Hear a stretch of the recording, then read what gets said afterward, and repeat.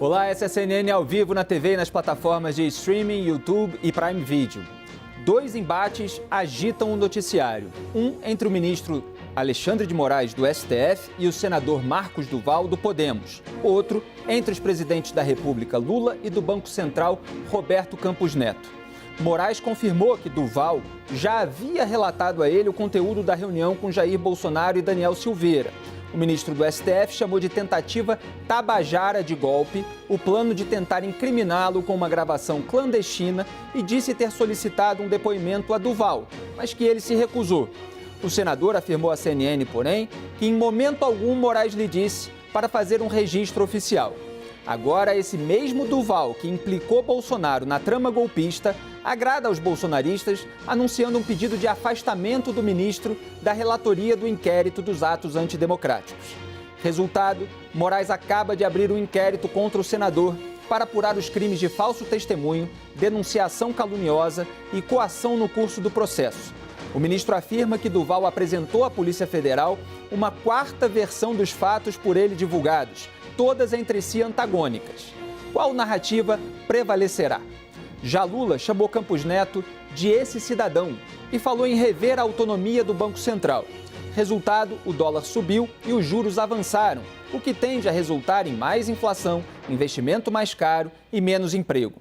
O comunicado do presidente do banco de que não baixaria os juros porque o risco fiscal aumentou foi visto pelo PT como um embate de forças com Lula, de modo que o presidente da República vem tentando reafirmar o controle. Mas a que custo para o país? O CNN Arena discute esse e outros assuntos hoje com a analista Raquel Landim, os comentaristas Hélio Beltrão e Joel Pinheiro e com a ex-deputada estadual e advogada Janaína Pascoal. Boa noite.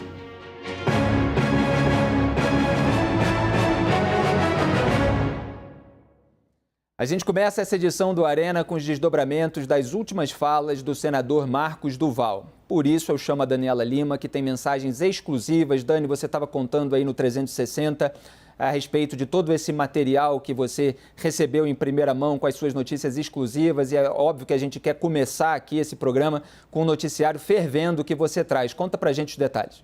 Felipe, são mensagens. Primeiro, boa noite aos parceiros do Arena e também a quem está em casa acompanhando a CNN aqui. A gente está fazendo de tudo para trazer as informações de maneira mais rápida, checada e para tentar ajudar você que está aí a montar esse quebra-cabeça. Essa mensagem, Felipe, que a gente tem, que eu acho que já está com o seu time também, se quiserem colocar no ar, é uma mensagem que está aí na sua tela. Supostamente, esse é a segunda parte. Meninos, eu vou mandar aqui para a Natália, que é a sua editora-chefe. A primeira parte é essa aí. Vem assim. Boa noite, ministro. Foi enviada no dia 9 de dezembro e, segundo Marcos Duval, disse aos aliados dele que me passaram, então eu tenho essa mensagem, ele enviou isso para Alexandre de Moraes e para Bolsonaro, ou seja, ele endereça a mensagem ao ministro e encaminha para o então presidente da República. Essa mensagem é do dia 9 de dezembro. Felipe, diz o seguinte: boa noite, ministro. Desculpe incomodá-lo no seu horário de descanso, isso porque já era mais de 9 da noite. Acabei de pousar no meu estado, só retorno para Brasília na próxima terça-feira. Mas preciso adiantar uma parte do encontro que considero, tá aí, boa, de alto grau de importância.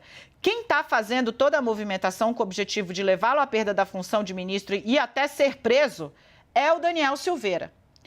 Veja que ele está aqui como quem está passando o recibo de como foi a conversa que ele relata aconteceu nesta data. Ele diz, o PR, que é o presidente, né, eles usam DS, PR, Felipe sabe, todos sabem, né, os bolsonaristas raiz aí gostam dessa 01, 02, enfim, dessa denominação. Daí ele diz, o PR, que é Bolsonaro, não está fazendo nenhum movimento nesse sentido. O Daniel Silveira está tentando convencê-lo, quem? Bolsonaro, dizendo ao presidente que eu conseguiria adquirir as peças fundamentais para que a missão fosse um sucesso. Então, o que ele está dizendo, né? Ele está contando de um jeito um tanto diferente, mas a história de que ele chegou lá e que houve ali essa conversa por parte do Daniel Silveira. E aí ele segue no segundo print que está aí com a sua equipe. Para dar mais tempo de saber como é que procedo, né? Como proceder diante desse sensível assunto, falei que voltaríamos a conversar na próxima semana. Ou seja, aquela coisa que ele disse, inclusive à CNN, o presidente falou, então eu aguardo. Então, ele diz aqui, tanto a Moraes quanto a Bolsonaro, que tentou ganhar tempo. Toda a conversa foi na Granja e entrei junto com o Daniel Silveira sem precisar me identificar. Não sujaria o meu nome e a minha honra compactuando com essa missão. Sou um democrata ferrenho e admirador da sua coragem em prol do Brasil. Os detalhes de como seria esta missão, é assim que ele fala, posso te passar pessoalmente ou da forma que achar melhor. Então, assim, essa mensagem, Fê, para fechar aqui, né, ela está sendo utilizada para dizer, olha, ele relatou supostamente a Moraes, porque não está o nome do ministro aí, né? Ele relatou supostamente a Moraes e eu tenho prova, Daniela, como na apuração, de que ele encaminhou a Bolsonaro e que Bolsonaro reage a essa mensagem. Quando ele passa o recibo, ele diz, olha, presidente, tá aqui o que eu falei com Alexandre de Moraes. Bolsonaro reage com, abre aspas, coisa de maluco.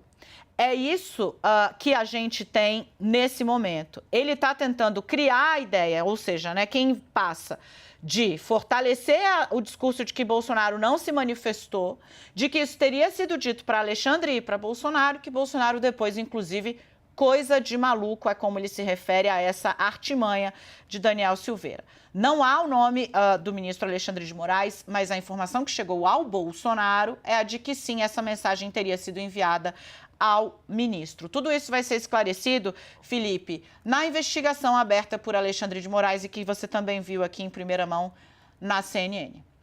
Agora, Dani, tem esse trecho que ele fala, toda a conversa foi na Granja e entrei junto com o DS, que é o Daniel Silveira, sem precisar me identificar.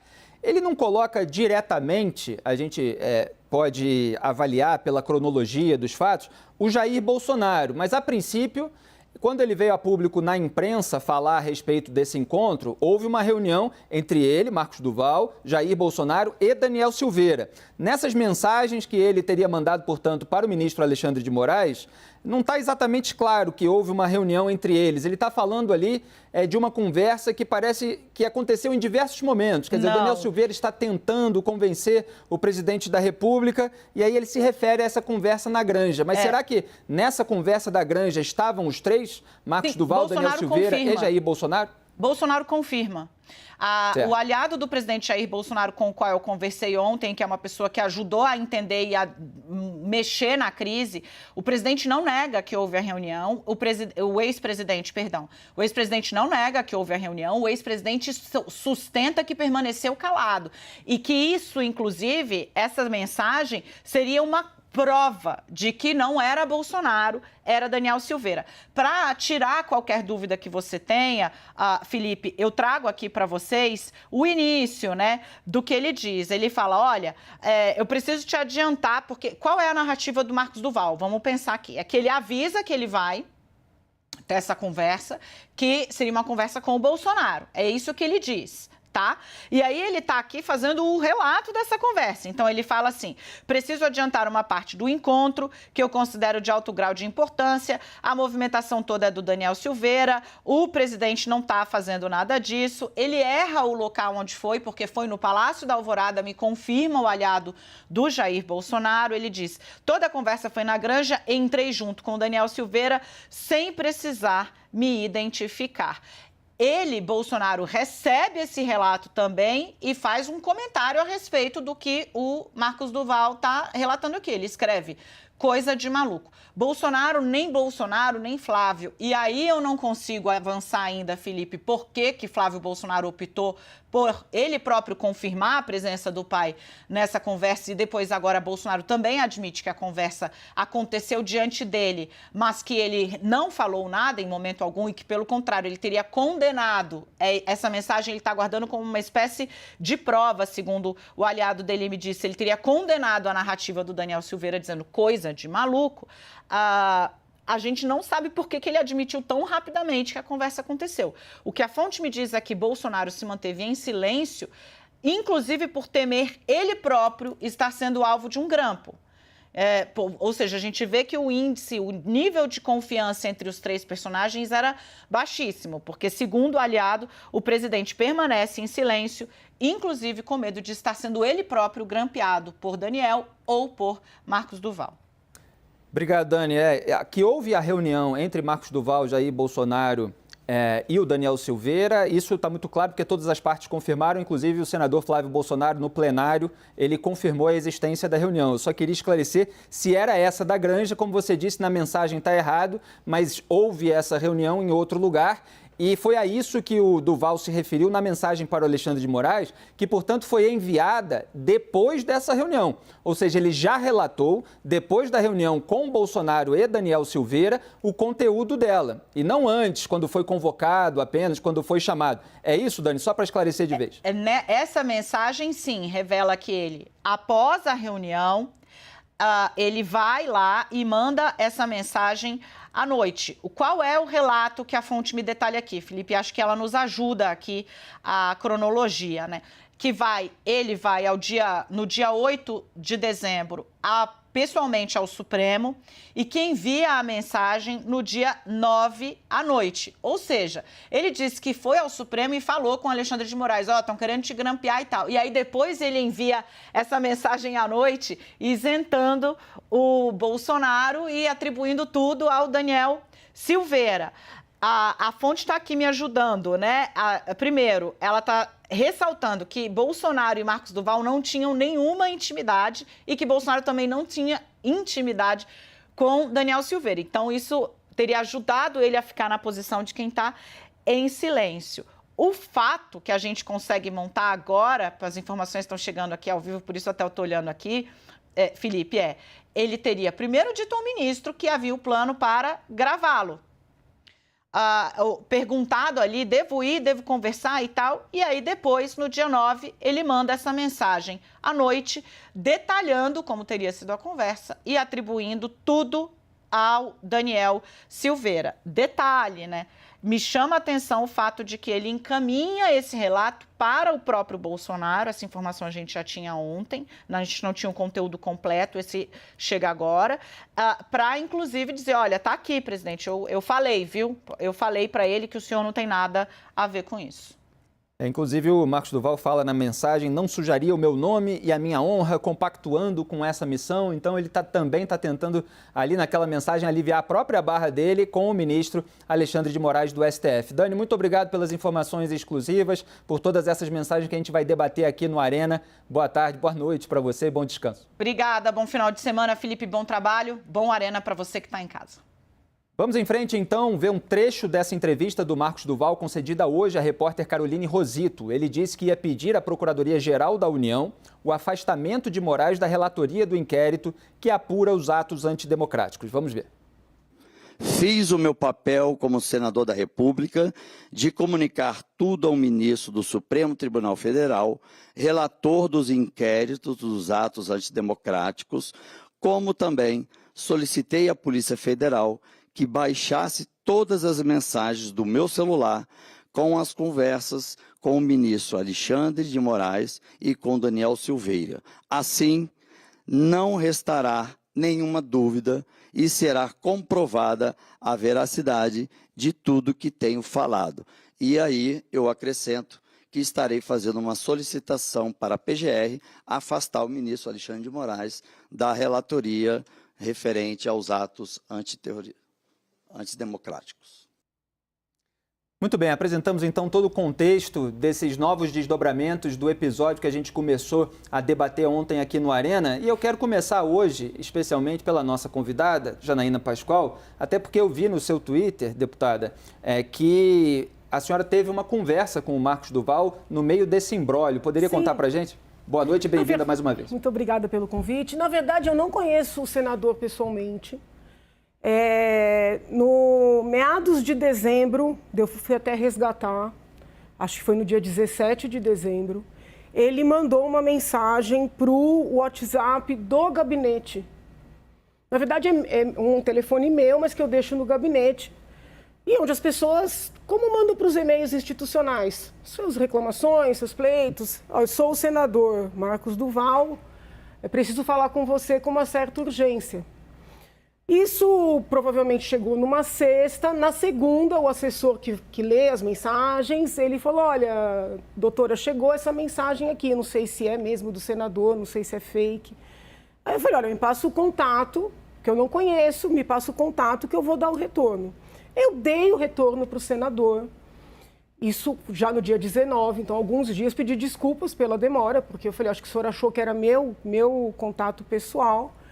E ele queria me parabenizar pela minha independência, pelo fato de eu estar postando, né, pedindo, tanto no plenário como nas redes, que o presidente Bolsonaro e as próprias Forças Armadas incentivassem as pessoas que estavam em frente aos quartéis voltarem para suas casas. Disse ele que essa também era a visão dele. E nessa conversa ele me disse, inclusive, eu conversei com o presidente por esses dias, mas não me falou data, então não tenho como dizer se é esta reunião, pedindo para ele pedir para seus apoiadores irem para casa. Né? Da mesma maneira que eu vinha pedindo nas redes e no plenário, ele disse que pediu diretamente ao presidente.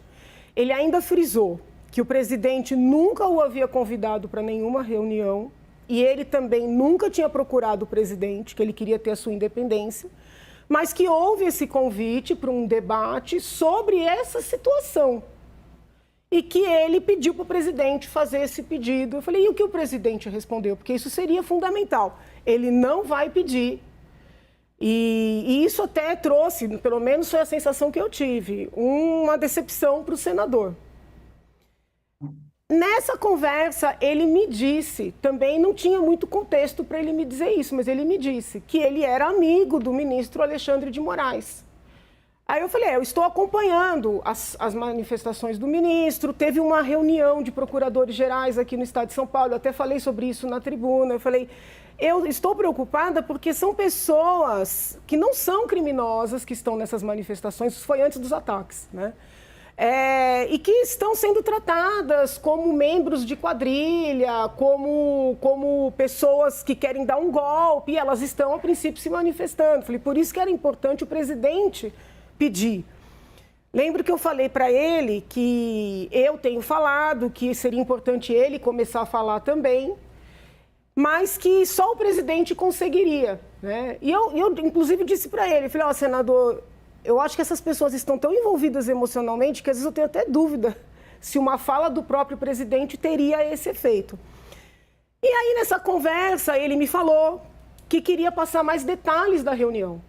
Só que é o seguinte, dezembro na Assembleia é uma loucura, porque a gente vota orçamento. E eu fiquei de ligar de novo para ele passar os detalhes, acabamos não nos falando mais. Aí houve algumas trocas de conversa, mandei uma mensagem de Natal, entendeu? E nunca mais tocou no assunto. Quando foi ontem de manhã que eu abri o antagonista, no caso, e eu vi que ele ia renunciar, eu falei, meu Deus do céu, né? Aí mandei mensagem e liguei para ele. Porque o que eu senti nessa minha conversa com ele? Eu senti uma pessoa, assim, já na primeira conversa, e ontem também, muito abalada com as críticas. Por isso é que por mais que as pessoas estejam falando mal, né, que ele tem má fé, que ele está armando, que ele quis se cercar, que ele foi agente duplo, a sensação que eu tenho, tá, é que ele está muito abalado em não agradar o seu público. Porque ele me perguntava como é que eu aguentava as críticas. Como é que você aguenta? Porque qualquer um que entre nas minhas redes vê o nível de agressividade. E ele falou, eu não aguento. Ele falou, porque eu era uma pessoa que tinha uma carreira. Aí foi quando ele me contou, porque eu não conhecia mesmo o senador. Ele falou que trabalhou na SWAT. Eu até brinquei, eu falei, poxa, eu adorava assistir SWAT quando eu era pequena. Ele falou, eu era muito admirado na minha carreira. Eu abandonei a minha carreira e vim para a política para ajudar o país. E as pessoas agridem a gente. Ontem, na conversa que eu tive com ele, quando eu liguei, preocupada, quando ele anunciou que ia renunciar, se exonerar, renunciar, ele repetia o tempo inteiro as postagens do MBL. Eu confesso que eu não fui checar, tá? Mas ele disse que conversou com o pessoal do MBL e que o MBL teria feito uma corrente para acabar com a honra dele nas redes sociais, dizendo que ele seria um traidor. Eu falei, mas senador, por que o senhor dá tanta importância para isso? E ele realmente estava muito, muito abalado emocionalmente com isso. Eu falei, mas eles disseram que o senhor é traidor por quê, afinal? Porque eu até achei estranho, porque como o MBL critica Bolsonaro e ele, pelo menos pelo que tinha me dito, era contra a postura passiva do Bolsonaro perante as manifestações, estou falando tudo isso antes do 8 de janeiro. Eu falei, por que o MBL está batendo em você agora? Aí ele falou que é porque no final da eleição para o Senado ele abraçou o Pacheco. Eu falei, qual é o problema disso? Ele falou, não, porque eu votei no Marinho, segundo ele, né? Eu votei no Marinho e eles estão me chamando de traidor porque eu abracei o Pacheco. Eu falei, mas, ô, senador, isso é uma questão de urbanidade. Só para registrar, o MBL defendeu a candidatura do Rogério Marinho, fez campanha nas redes sociais e aí o senador, então, abraçou o Rodrigo Pacheco, por isso foi chamado de traidor pelo MBL. Então, mas o que ele me explicou é que ele foi cumprimentar o senador Pacheco, presidente do Senado, por sua vitória, apesar de ele não ter votado no senador. Eu disse a ele, mas, ô senador, isso é uma questão de urbanidade. O senhor cumprimentar um colega, ainda que seja alguém de um partido muito opositor, é uma questão de urbanidade, isso aí é natural. O senhor explique para os seus apoiadores, entendeu? E não tem por que o senhor pedir para sair do Senado por causa disso. Então, ele me pareceu muito abalado com essa rejeição, entende? Quando foi hoje, eu assisti a um vídeo, eu assisti a entrevista dele, mas eu assisti a um vídeo que, para mim, confirma essa minha hipótese mais psicológica, onde ele fala, a princípio, para os apoiadores, e ele tenta explicar o que ele está fazendo, e ele tenta mostrar que ele não está apartado do presidente, dos filhos do presidente. Então, parece, assim, uma dependência, né, desse público, desses apoiadores. Para quem não conhece a política por dentro, pode parecer uma coisa maluca, mas eu vou dizer, o político se vicia nisso. O próprio presidente Bolsonaro, se a gente for olhar, perdeu por esse vício. Então, o senador, ele está completamente... Não tenho como saber dos detalhes da reunião, essas coisas todas, mas a doença, né, ou o desespero dele é em não frustrar expectativas, ele está com muita dificuldade de aguentar essas críticas. O que você está colocando é que ele se viciou ali em curtidas, em compartilhamentos, ele fala muito da família, no carinho do público, eu acredito que é mais bolsonarista. Eu acho que houve muito ataque à família dele. E a partir do momento que ele começou a ser criticado, eventualmente atacado, dependendo do grau aí, ele começou a se incomodar. Ao mesmo tempo, ele soltou uma história que acabou implicando Jair Bolsonaro numa trama golpista. Uhum.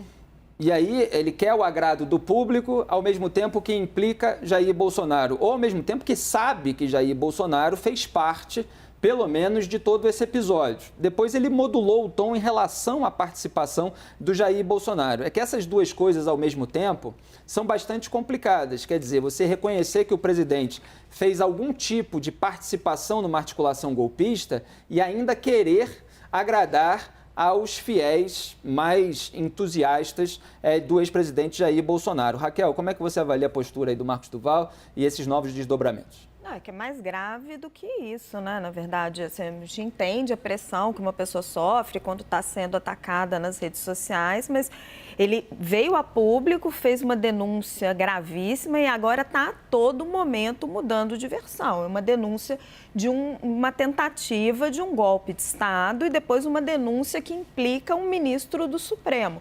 E ele chega ao ponto de dizer que vai pedir à Procuradoria-Geral da República que afaste esse ministro do Supremo dos atos antidemocráticos. Então, assim, não dá para explicar apenas pelo fator psicológico que uma pessoa esteja provocando toda essa confusão na República. O que eu vejo, Felipe, são duas narrativas colocadas e a gente precisa ver qual delas vai prevalecer.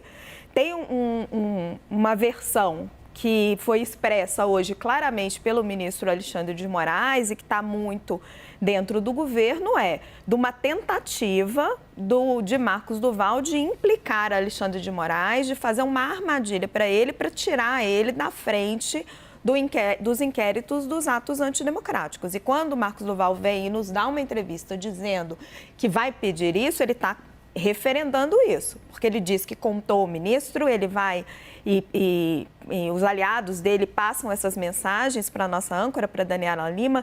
A Dani mesmo ressaltou que não tem o nome do ministro Alexandre de Moraes ali, né? A gente precisa ver se essas mensagens são verídicas, se ele realmente recebeu, porque elas encaixam direitinho numa narrativa que ele conta que o favorece Bolsonaro, enfim, então a gente precisa apurar a veracidade delas, mas existe, então, um lado dizendo que tudo isso está sendo feito pelo bolsonarismo para implicar Alexandre de Moraes, até por isso Alexandre de Moraes não teria agido quando ouviu tudo isso. Estão fazendo uma armadilha para mim, querem me tirar do inquérito. E existe um outro lado, né, que dizendo, olha, não, isso aqui foi tudo um enredo golpista que precisava ter sido investigado e o Moraes foi omisso e por isso ele teria que sair. O que está em debate, o que ficou mais claro nessas últimas horas, além desse enredo, se havia mesmo essa tentativa de golpe que a Polícia Federal vai investigar, é o tanto que existe essa tentativa de tirar o ministro Alexandre de Moraes da frente dessa história. Tanto que quando o ministro Alexandre de Moraes ele inclui o Marcos Duval no inquérito, ele está tentando esclarecer qual versão, afinal, que ele conta é verdade. Porque ou ele cometeu falso testemunho, quando ele depõe a PF e isenta Jair Bolsonaro, ou ele fez uma denúncia caluniosa, quando ele diz à revista Veja que Bolsonaro, de viva voz, propôs a ele um golpe de Estado. Isentar talvez seja uma palavra muito forte, porque mesmo depois da versão amenizada que ele apresentou, Jair Bolsonaro ainda assim participou da reunião, ouviu calado a apresentação do plano golpista por parte do Daniel Silveira, segundo o Marcos Duval, plano golpista que incluía a gravação clandestina, para o Alexandre de Moraes, então, ser induzido a admitir qualquer tipo de abuso e aí a eleição ser cancelada porque ele era o comandante do TSE. Mas um ponto que eu queria reforçar é isso. Além dessa questão de que se houve mesmo toda essa tentativa de golpe, o que precisa ser esclarecido agora é se está havendo essa tentativa de tirar o ministro Alexandre de Moraes da frente dessa investigação e desse inquérito. Exatamente. Parece que sim. E esse é o ponto que eu quero colocar, porque são duas partes que não são excludentes. A gente precisa considerar cada uma. Houve uma trama golpista atribuída aí ao Daniel Silveira, mas com uma participação aparentemente complacente de Jair Bolsonaro, porque segundo o próprio Duval, Jair Bolsonaro disse que então a gente aguarda a sua resposta, porque o Duval ficou de pensar se iria aceitar essa missão, pelo menos foi o que ele disse para o Daniel Silveira e o Jair Bolsonaro naquela reunião.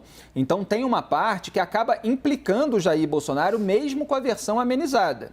E aí você tem ligações do Flávio e do Eduardo Bolsonaro para o Marcos Duval, depois que essa história estourou, depois da primeira versão que ainda colocava uma proatividade maior do Jair Bolsonaro, e agora o Marcos Duval tenta agradar mais os bolsonaristas, pedindo o afastamento do Alexandre de Moraes do inquérito que apura os atos antidemocráticos. Então, assim, recuperando um pouco do que a Raquel falou e um pouco do que a Janaína falou, eu jogo para o Joel, porque, Joel, está faltando fibra, talvez, para o Marcos Duval sustentar as suas afirmações. Fica difícil você colocar o ex-presidente dentro de uma trama golpista e, ao mesmo tempo, você querer agradar os bolsonaristas e não querer criticá-lo pelo seu silêncio, pela falta de incisividade para repudiar aquele plano. Então, depois que você vira adulto, chega uma hora que não dá para você querer tudo ao mesmo tempo. Você precisa fazer a escolha de acordo com os fatos e de acordo com a moralidade. Felipe, que história confusa, hein? Que confusão. Eu acho que uma pergunta central é a seguinte. Será que tudo isso que a gente tem visto nesses 2 dias é parte já de uma estratégia pré-pensada do Marcos Duval com algum objetivo? Ou será que ele, no vai e vem do ambiente tóxico da militância, das torcidas, das redes sociais, ele uma hora tirou para um lado, uma hora foi para o outro? Eu tendo a mais essa segunda interpretação, que acho que é o que a Janaína trouxe para a gente também. Exatamente. E nessa segunda, e você também acabou de reafirmar, e nessa segunda, quer dizer, a gente tem 2 planos criminosos possíveis aqui. Um deles, a reunião tramando um golpe de Estado no Palácio da Alvorada. Essa reunião aconteceu porque todos os envolvidos, acho que com exceção do Daniel Silveira, mas o Bolsonaro já afirmou, o filho do Bolsonaro já afirmou também, esta reunião aconteceu.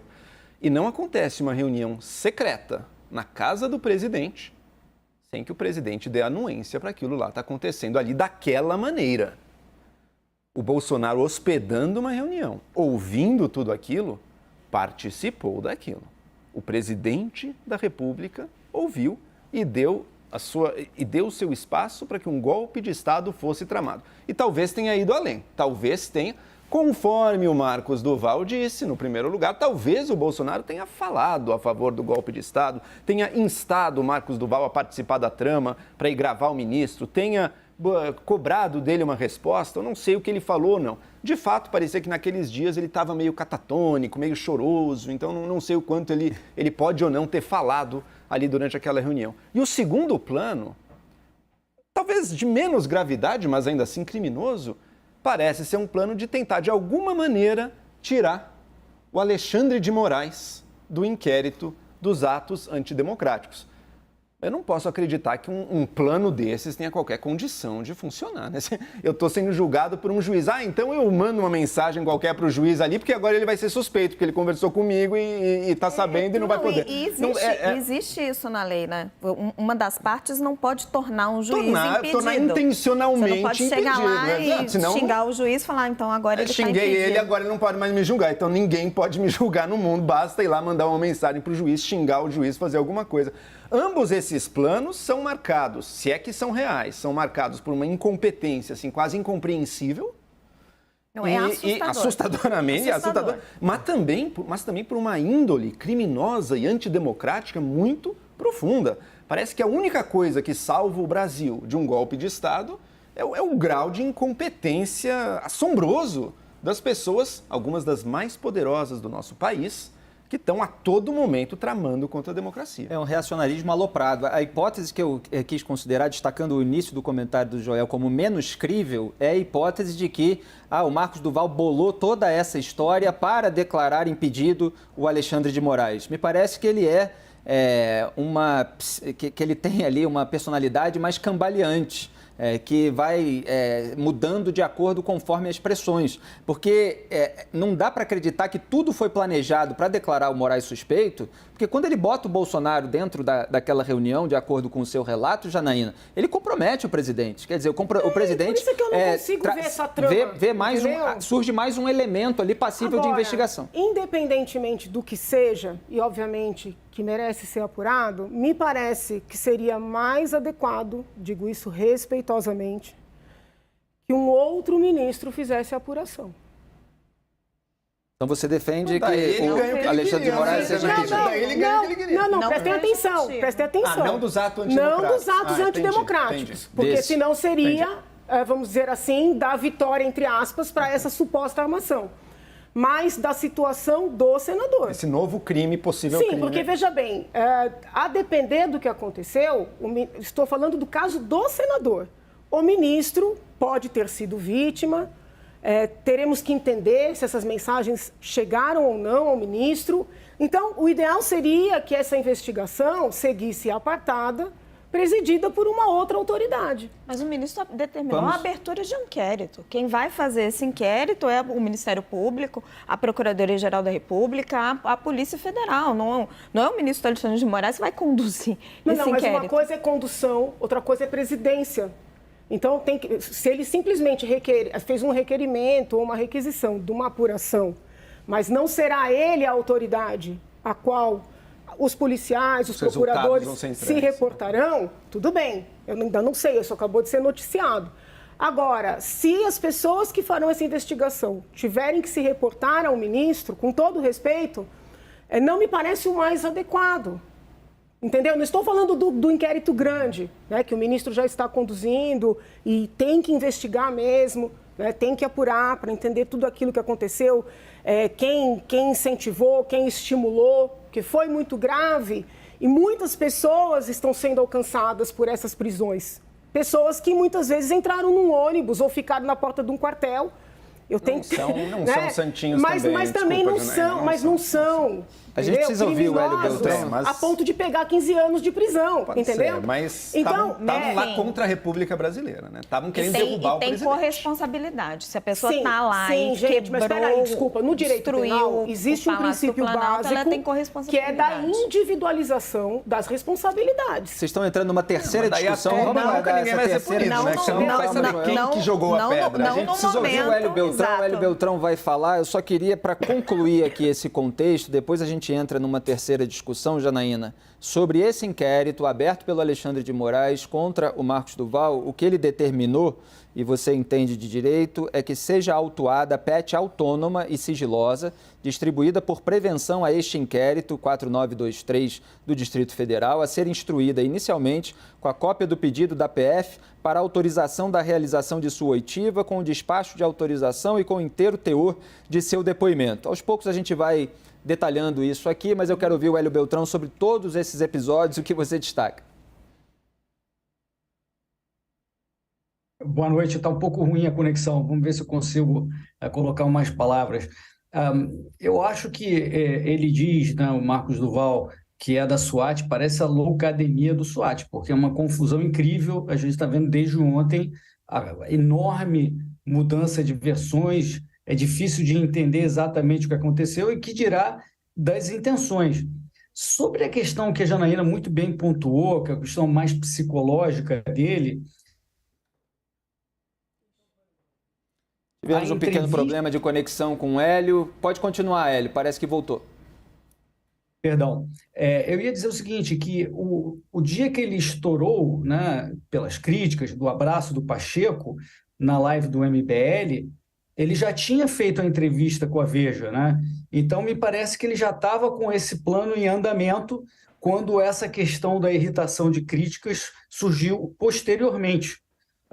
Isso é uma questão a gente refletir.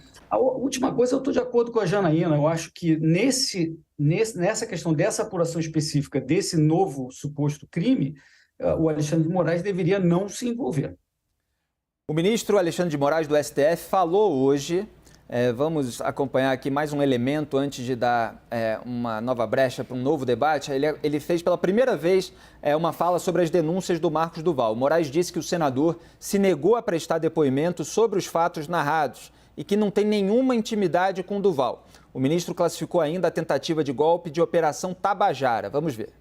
E o senador, ao conversar comigo, não adiantou qual seria a conversa. O que ele me disse foi que o deputado Daniel Silveira o teria procurado e ele teria realmente participado de uma reunião com o ex-presidente da República e a ideia genial que tiveram foi colocar escuta no senador para que o senador, que não tem nenhuma intimidade comigo, eu conversei exatamente 3 vezes na vida com esse senador, para que o senador pudesse me gravar. E a partir dessa gravação, e aí até onde chegou o senador, a partir dessa gravação pudesse solicitar a minha retirada da presidência dos inquéritos. Eu indaguei ao senador se ele reafirmaria isso e colocaria no papel que eu tomaria imediatamente o depoimento dele. O senador me disse que isso era uma questão de inteligência e que, infelizmente, não poderia confirmar. Então, eu levantei, despedi do senador, agradeci a presença, até porque o que não é oficial, para mim, não existe.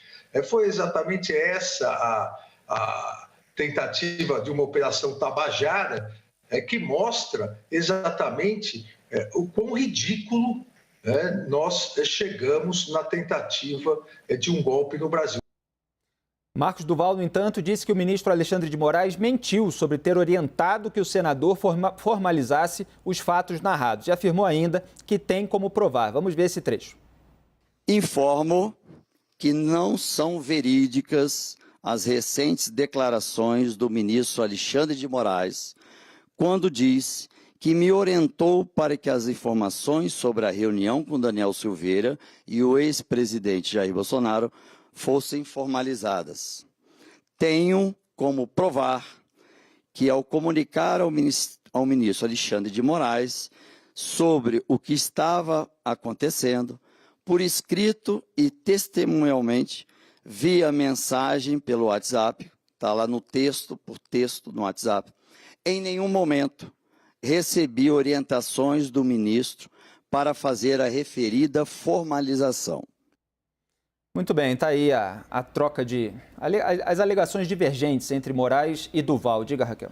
Então, eu queria fazer um comentário sobre o que a Janaína e o Hélio estão falando. Eu discordo absolutamente que o ministro Alexandre de Moraes não deveria presidir esse inquérito por um fato muito simples.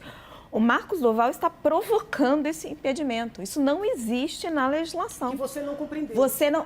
Desculpa? Você não compreendeu. Não, eu posso terminar de falar? Pode. Assim, isso não existe na legislação brasileira. Você não pode, como a gente acabou de falar, eu e o Joel, gritar e falar, esse juiz não me respeita, eu vou lá e xingo esse juiz. É isso que ele está fazendo. É que é o contrário. Ele envolve o juiz em todo esse processo, desde o começo. Quando ele vai lá relatar ao juiz, ele poderia muito bem ter relatado esse episódio a um delegado da Polícia Federal, à Procuradoria-Geral da República, que ia imediatamente tomar o depoimento dele. Ele vai ao Alexandre de Moraes, a gente pode sim questionar, e eu questionei isso aqui ontem, porque o Alexandre de Moraes não incluiu automaticamente nos autos. Ele preferiu dizer que era uma operação Tabajara, hoje ele dá essa explicação, enfim. A gente pode questionar essa omissão dele. Agora, depois de tudo isso acontecer e dele vir a público pedir um impedimento, pedir para tirar ele, dizer que para a Procuradoria tirar ele dos atos antidemocráticos,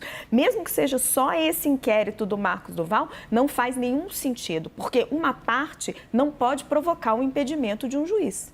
Qual é o seu contraponto, Janaína? Não, é uma questão jurídica.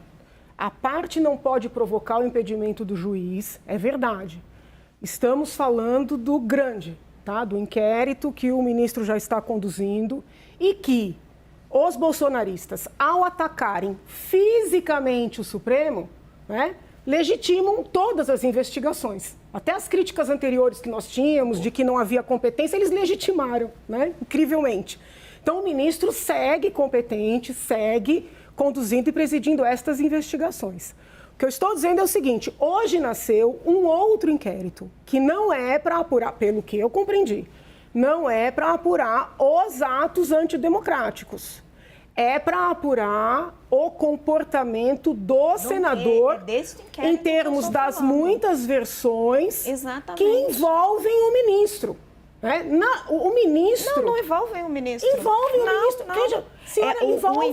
Veja bem. A senhora leu a abertura de inquérito do ministro? A senhora leu a abertura de inquérito? Presta atenção, ele faz 3 pedidos. Ele pergunta... Eu quero que apure se ele prestou falso testemunho à Polícia Federal ou se ele fez uma denunciação caluniosa quando ele fala à revista Veja. Em nenhum momento aqui está tratando da reunião dele com Alexandre de Moraes. E ainda que estivesse, ele não pode provocar um impedimento do Alexandre. A senhora não está compreendendo. Eu estou tentando te explicar, a senhora não está compreendendo, é uma questão jurídica. Muito bem, doutora, só um minuto. Sim. Se chegar na conclusão de que o senador deliberadamente mentiu com relação ao ministro, o ministro não será vítima? Compreende o que eu estou dizendo? Sim. A vítima não pode presidir a investigação. Tem um fato anterior. Ele provocou esse impedimento. Não, a hipótese é que ele está provocando impedimento com relação à investigação principal. São coisas completamente diferentes. Não, a lei processual não admite que a vítima presida a investigação do seu próprio caso. É como se uma magistrada violentada fosse conduzir o processo do seu estuprador. No inquérito, ele não está dizendo isso em absoluto. Ele está dizendo que ele quer apurar as diferentes versões que o Marcos Duval traz do encontro entre ele, Jair Bolsonaro e Daniel Silveira. Não vejo nenhum motivo para o Alexandre de Moraes estar impedido nesse caso. Tem 2 pontos aqui, que um é o seguinte, existe aquele inquérito anterior, o inquérito grande, ao qual a Janaína está se referindo, que é o inquérito dos atos antidemocráticos. E existe esse inquérito que foi aberto hoje, por determinação do ministro Alexandre de Moraes, para apurar denunciação caluniosa, falso testemunho, coação no curso do processo, em relação ao senador Marcos Duval.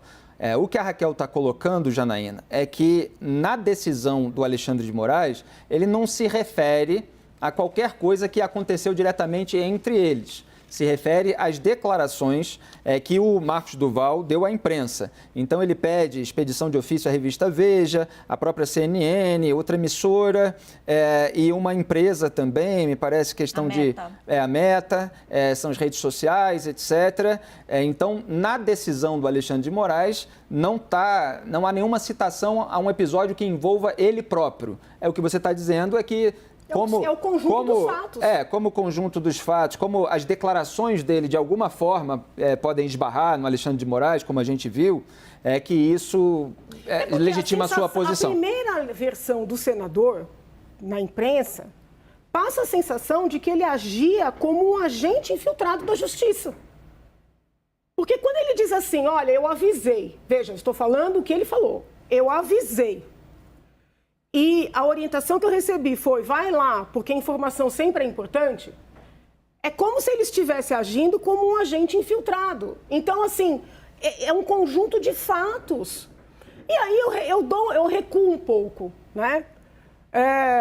Eu tenho um enorme respeito ao ministro Alexandre, a sua capacidade, um homem inteligentíssimo. Inclusive, desde jovem, foi o primeiro colocado no concurso do Ministério Público. Então, aqui não tem nenhum reparo com relação ao ministro. Mas são 11 ministros. Não seria melhor distribuir? Os outros ministros não têm capacidade? Acho que essa pergunta precisa ser feita, com muito respeito, mas precisa ser feita. Sim, aqui a gente está para fazer as perguntas mesmo e debater. Só estou organizando o debate para o público para dizer que o Alexandre de Moraes ele se referiu na decisão às entrevistas que o Marcos Duval deu. Janaína está defendendo essa posição porque o Marcos Duval, de fato, nas entrevistas à imprensa, citou o Alexandre de Moraes. E a Raquel tem uma outra posição. Um outro ponto. Exatamente. Que é, desde o começo, desde que ele procura o Alexandre de Moraes para relatar o que aconteceu na reunião, ele está tentando provocar o impedimento do ministro, e isso não existe na lei. Tá aí duas visões para cada um formar o seu juízo, e o Hélio Beltrão quer comentar. Diga, Hélio. Congelou de novo o Hélio, teve um problema de conexão, então vai você, Joel. Eu acho que é o seguinte, parece haver um plano, pelo menos talvez o Marcos Duval tenha mudado de ideia, tenha voltado para um plano que já existia, não sei, mas de tornar o Alexandre de Moraes suspeito no grande inquérito do lado democrático. Eu acho que isso estamos todos de acordo que não pode acontecer de forma alguma, senão seria dar para eles, dar para os criminosos aquilo que eles querem, né?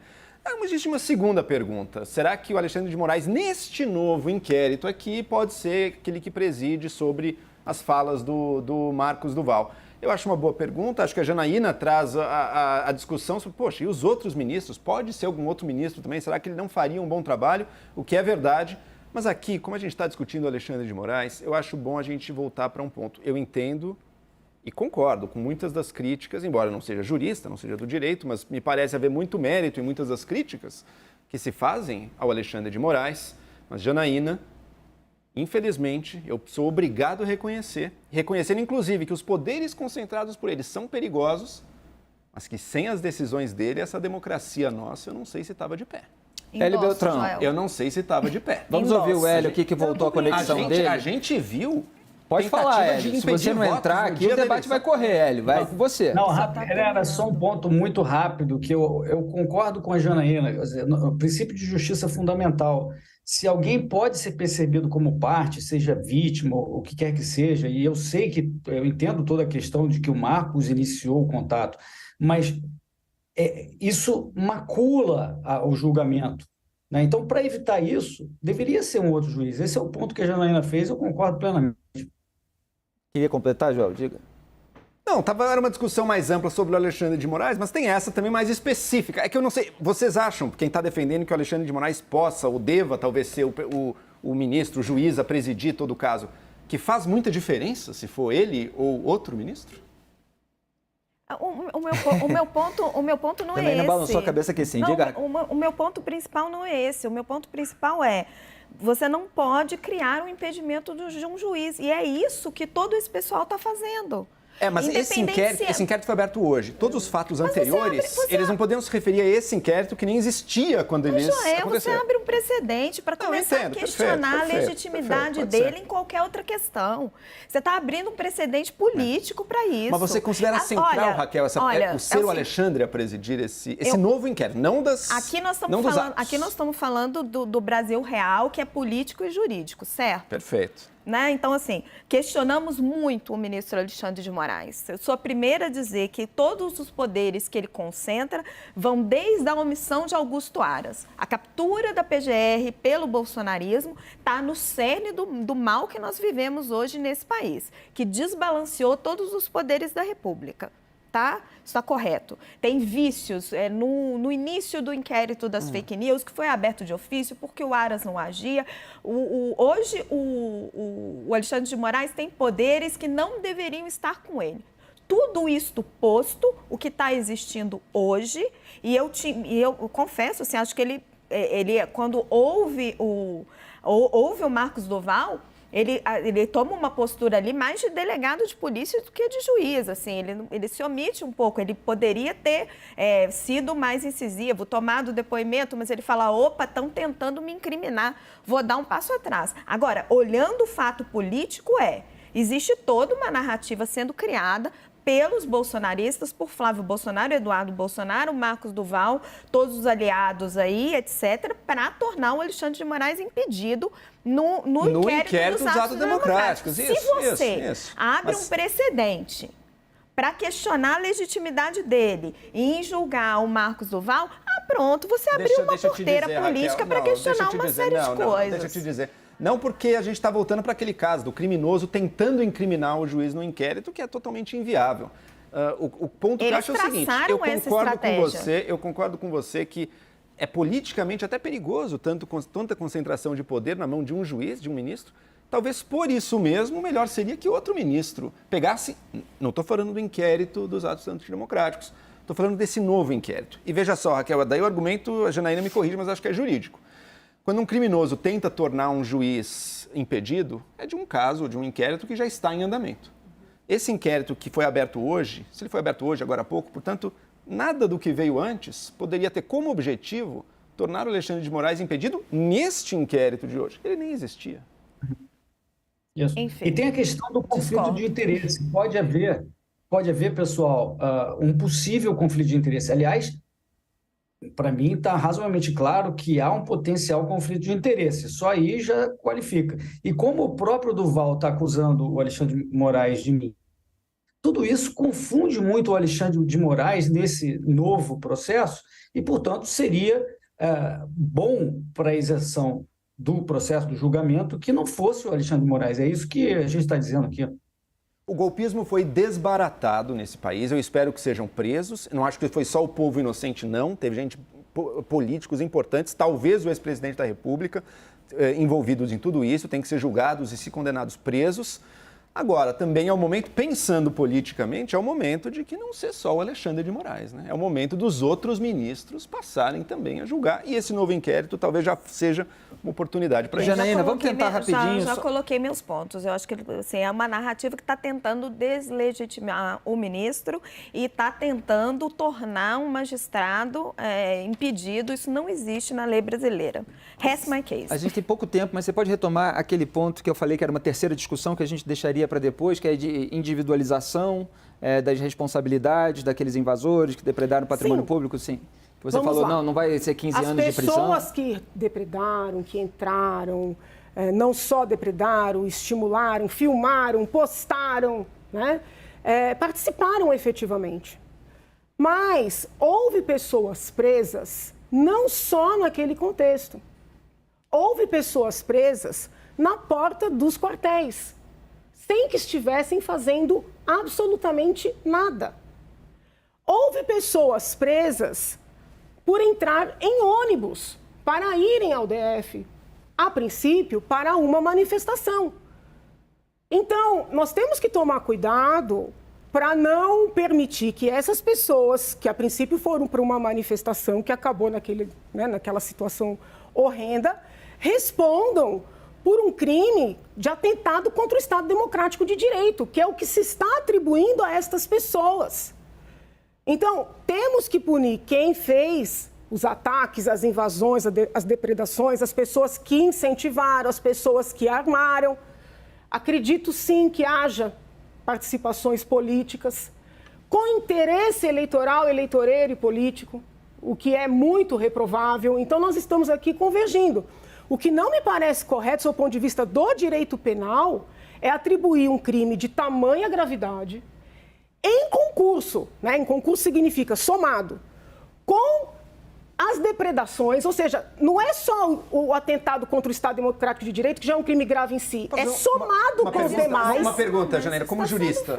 Para encerrar, dois pontos aqui, Joel e Raquel, por favor. É que eu vou mandar a pergunta, sim ou não? Um grupo de pessoas manifestando, exigindo um golpe de Estado das Forças Armadas, mas só falando e protestando, isso já é crime? Então. Eu entendo que não. Não é crime. Eu entendo que não. Como as pessoas podem pedir... Eu espero que seja crime, porque é grave. Como as pessoas podem pedir, por exemplo, a legalização do aborto, a legalização da venda de drogas. Então a pessoa pode sair na rua com os cartazes pedindo. Vamos retomar esse debate. Legalizar, mas não pedindo, senhoras e senhores. Agora eu vou em frente a Isabelle Saleme. Chega agora com o CNN Mercado. Na volta a gente debate a fala de Lula sobre os atos e continua também essa discussão, porque é TV, tem comercial, tem outros blocos e a gente precisa chamar, o debate está acalorado, mas isso é bom, é o conceito do nosso Arena. O presidente afirmou que Jair Bolsonaro preparou um golpe. A gente debate em instantes. Até já, não saia daí.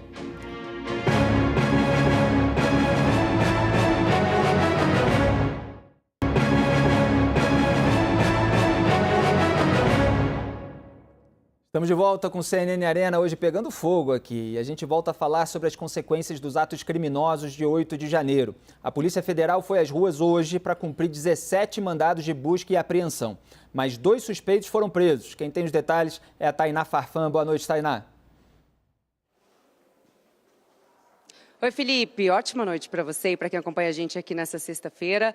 Essa é a 4ª fase da Operação Lesa Pátria, que tem como alvo aqueles criminosos que invadiram as sedes dos 3 poderes no dia 8 de janeiro. Hoje, então, foram cumpridos 3 mandados de prisão preventiva e 14 mandados de busca e apreensão em 5 estados, mais no Distrito Federal. A informação que a gente tem até o momento é que 2 pessoas já foram presas, uma em Goiás e outra em Rondônia. E um dos alvos dessa operação, Felipe, olha só, foi um policial legislativo aqui do Senado Federal, onde eu estou nesse momento. Ele é acusado de ter facilitado o acesso dos vândalos no dia 8 de janeiro aqui, para que eles pudessem entrar aqui no Senado Federal. A informação que a gente tem também, apurada pela CNN, pelo Gustavo Uribe e pela Tayana Araújo, é que ele era responsável por repassar aquelas bombas de efeito moral para os colegas e naquele dia ele teria se recusado. Imagens das câmeras de segurança também mostram que na hora que os vândalos entraram aqui no Senado, ele teria comemorado. É isso, Felipe. 4ª fase, então, da operação, mais um desdobramento desses atos criminosos de 8 de janeiro. Volto com você no estúdio. Muito obrigado, Tainá, pelas informações. E hoje o Alexandre de Moraes também comentou sobre os recentes ataques à democracia no país. O ministro participou de um evento do Grupo LIDE. Para Moraes, o extremismo transformou pessoas em zumbis. Essa lavagem cerebral transformou pessoas em zumbis. Pessoas repetindo ideias absurdas. Pessoas cantando o hino nacional para pneus. Pessoas esperando que ETs viessem para o Brasil resolver o problema, o suposto problema da urna eletrônica. O que poderia ser uma comédia é uma tragédia que resultou na tentativa frustrada de golpe no dia 8 de janeiro. Muito bem, essas informações complementam justamente o debate acalorado que a gente estava tendo aqui. Raquel Landim, eu quero ouvir o seu contraponto em relação a Janaína, à luz, evidentemente, dessas novas prisões. Qual é o ponto? Sobre o debate anterior que a Janaína estava colocando que tem algumas pessoas que não participaram diretamente da invasão e da depredação, mas que também estão sendo punidas aí nessas operações que a gente está vendo ter vários desdobramentos, porque era muita gente e aos poucos vão sendo identificadas as pessoas, descobertas as relações, inclusive financeiras, e a gente vê mais mandados de prisão. Eu acho o seguinte, acho que a PGR finalmente está fazendo o seu trabalho, montou ali uma força-tarefa, eles não dão esse nome, mas é isso mesmo, que está fazendo um trabalho espetacular, estão fazendo essas seguidas operações para identificar as pessoas que estavam financiando, que estavam realmente fomentando esses atos. Espero que eles cheguem ao final dessa cadeia de comando, porque isso foi uma coisa organizada. Está havendo, sim, a individualização das condutas. A gente tem visto o ministro Alexandre de Moraes julgando ainda não, né, preparando os processos de cada bloco. E aí você tem vários pontos diferentes. As pessoas que participaram do quebra-quebra, né, da destruição dos prédios que representam os 3 poderes da República, né, o Palácio do Planalto, o Congresso Nacional e o Supremo Tribunal Federal. A gente estava aqui ao vivo e assistiu aquelas cenas horrorosas, nossos repórteres estavam em campo vendo tudo aquilo. Não interessa se a pessoa foi aquela que jogou o relógio no chão, que rasgou os quadros, as obras de arte que a gente tinha dentro dos nossos prédios, que vandalizou tudo aquilo, ou se ela só ficou assistindo. Se ela estava ali dentro, ela tem corresponsabilidade. Isso não tem como individualizar essa conduta. Todo mundo que está ali vai preso, tem que pagar, tem que indenizar o Estado sobre isso. Se as pessoas que estavam em frente dos acampamentos, isso já conversei com procurador aqui em São Paulo, com diversos advogados, com muita gente que entende desse assunto, eles estavam em manifestações golpistas, que estavam levantando cartazes pedindo a volta da ditadura. Já defendia isso aqui há muito tempo no Arena, havia base jurídica, sim, para retirar essas pessoas há muito tempo. Isso deveria ter sido feito, poderia ter impedido as cenas desastrosas que a gente viu no 8 de janeiro, porque isso, como muito bem apontou o interventor do Distrito Federal no relatório, isso aí se transformaram em células que incentivaram e que planejaram tudo isso que aconteceu. Agora, a Janaína disse sobre as pessoas que entraram no ônibus, teoricamente, para participar de uma manifestação em Brasília. Enfim, aí vai ter que ver caso a caso se as pessoas realmente participaram de alguma coisa ou não. Aí já vai um pouco mais longe. Só que se a pessoa entrou e assistiu, se ela vandalizou, enfim, mas se ela assistiu, ela está envolvida, ela tem total coparticipação. Se ela estava na frente do acampamento do Exército, junto com todas aquelas pessoas que estavam pedindo a volta da ditadura no nosso país, ela estava fazendo apologia ao crime. Janaína, só para compreender a sua posição, quer dizer... Não é minha posição, é a posição do direito. Não, sim, mas eu estou falando... É a posição do direito. Não existe a verdade absoluta, como a senhora defende. Uma das denúncias foi tornada pública. Eu gostaria de ler todas, a gente não tem acesso, mas eu não me lembro agora se no Conjuro ou no Migalhas, algumas denúncias foram publicadas sem o nome das partes, tá? Então não estou aqui defendendo ninguém. Mas o denunciante escreve, apesar de não haver nenhuma prova de que esta pessoa subiu ali a rampa e entrou nos prédios públicos. Denuncio, como assim? Se você não tem elementos para oferecer denúncia, nem precisa, vamos dizer assim, encerrar o inquérito. Segue com o inquérito. Como denunciar uma pessoa e na peça acusatória escrever, apesar de não haver nenhuma prova? Então, o que as pessoas não estão compreendendo, né, pela ojeriza a figura do Bolsonaro, pela resistência à figura dos bolsonaristas ou ao bolsonarismo, é que essa mesma dinâmica pode ser utilizada num futuro próximo em outro contexto. Então, o ódio ao bolsonarismo está fazendo excepcionar, né, todas essas garantias que há anos nós estamos construindo e defendendo. Eu me preocupo quando eu leio uma denúncia em que o próprio procurador, o subprocurador-geral, se eu não estou equivocada, escreve, apesar de não haver provas, denuncio. Isso não existe no processo penal. Mas tem o nome dessa pessoa? Eu só queria registrar... Nome. Porque quando eles publicaram... Mas essa denúncia que a senhora traz aqui, como se fosse uma verdade, foi publicada, ela está pública, foi publicada num veículo de realmente de respeitabilidade, porque a senhora está trazendo como super irresponsável. Deixa eu só registrar uma decisão factual do Alexandre de Moraes. A senhora conhece o Migalhas ou o Conjuro? que são sites jurídicos. Eu olho todo santo dia. Um deles publicou. Procuradoria-Geral apresenta, se eu não me engano, 54 denúncias. Se eu não me engano, era esse o número. E algumas, ao final, foram publicadas. Eu li. Está lá. Agora, se a senhora considera migalhas e conjuro fake news, é outra história. Então, só registrar aqui que está havendo uma triagem, Joel. Espera aí, que a gente vai ter que organizar o debate aqui. Quando eu falar para chamar comercial, para chamar o Hélio Beltrão, todo mundo vai precisar atender aqui para a gente ter ordem. O Moraes já deu decisões, não só de manter presos, mas também de liberar presos. Quer dizer, alguma individualização de conduta, alguma triagem em relação ao que cada um fez naqueles atos de 8 de janeiro, isso está acontecendo. Se está havendo atropelos ou não, a gente vai precisar analisar caso a caso. Por exemplo, no dia 18 de janeiro, o Moraes manteve a prisão de 354 detidos pelos ataques golpistas e liberou 220 pessoas. Quer dizer, estava um bolo muito grande que dificultou toda aquela operação pós-ataques de 8 de janeiro, e agora a gente está passando por esse processo aí de filtro, de triagem, de individualização de condutas, e é claro que há debate sobre cada tipo, nesse caso da individualização. Eu quero ouvir o Hélio Beltrão sobre toda essa discussão que a gente está travando aqui no estúdio. Eu estou de acordo de novo com a Janaína sobre a individualização.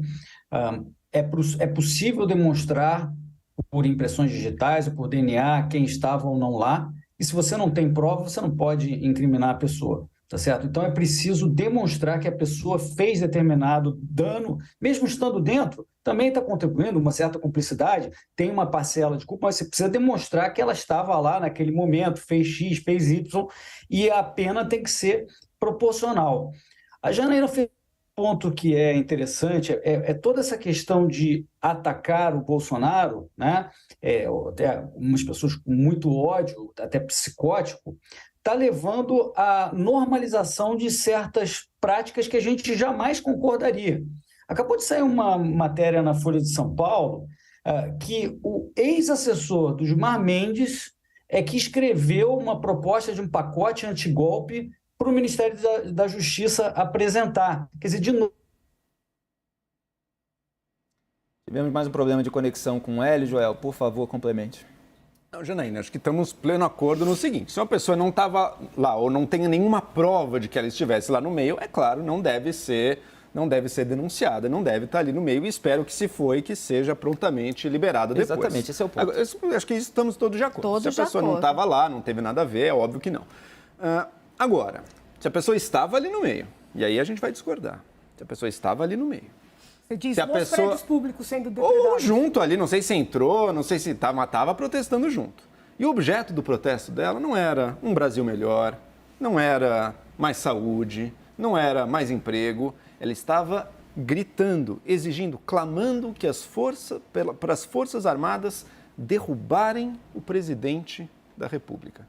Salvarem isso a o nossa Brasil. Democracia não pode tolerar. A gente precisa fazer uma distinção aqui, Joel, só para deixar bem claro, é que a gente está discutindo aqui a punição das pessoas que participaram de alguma forma do 8 de janeiro.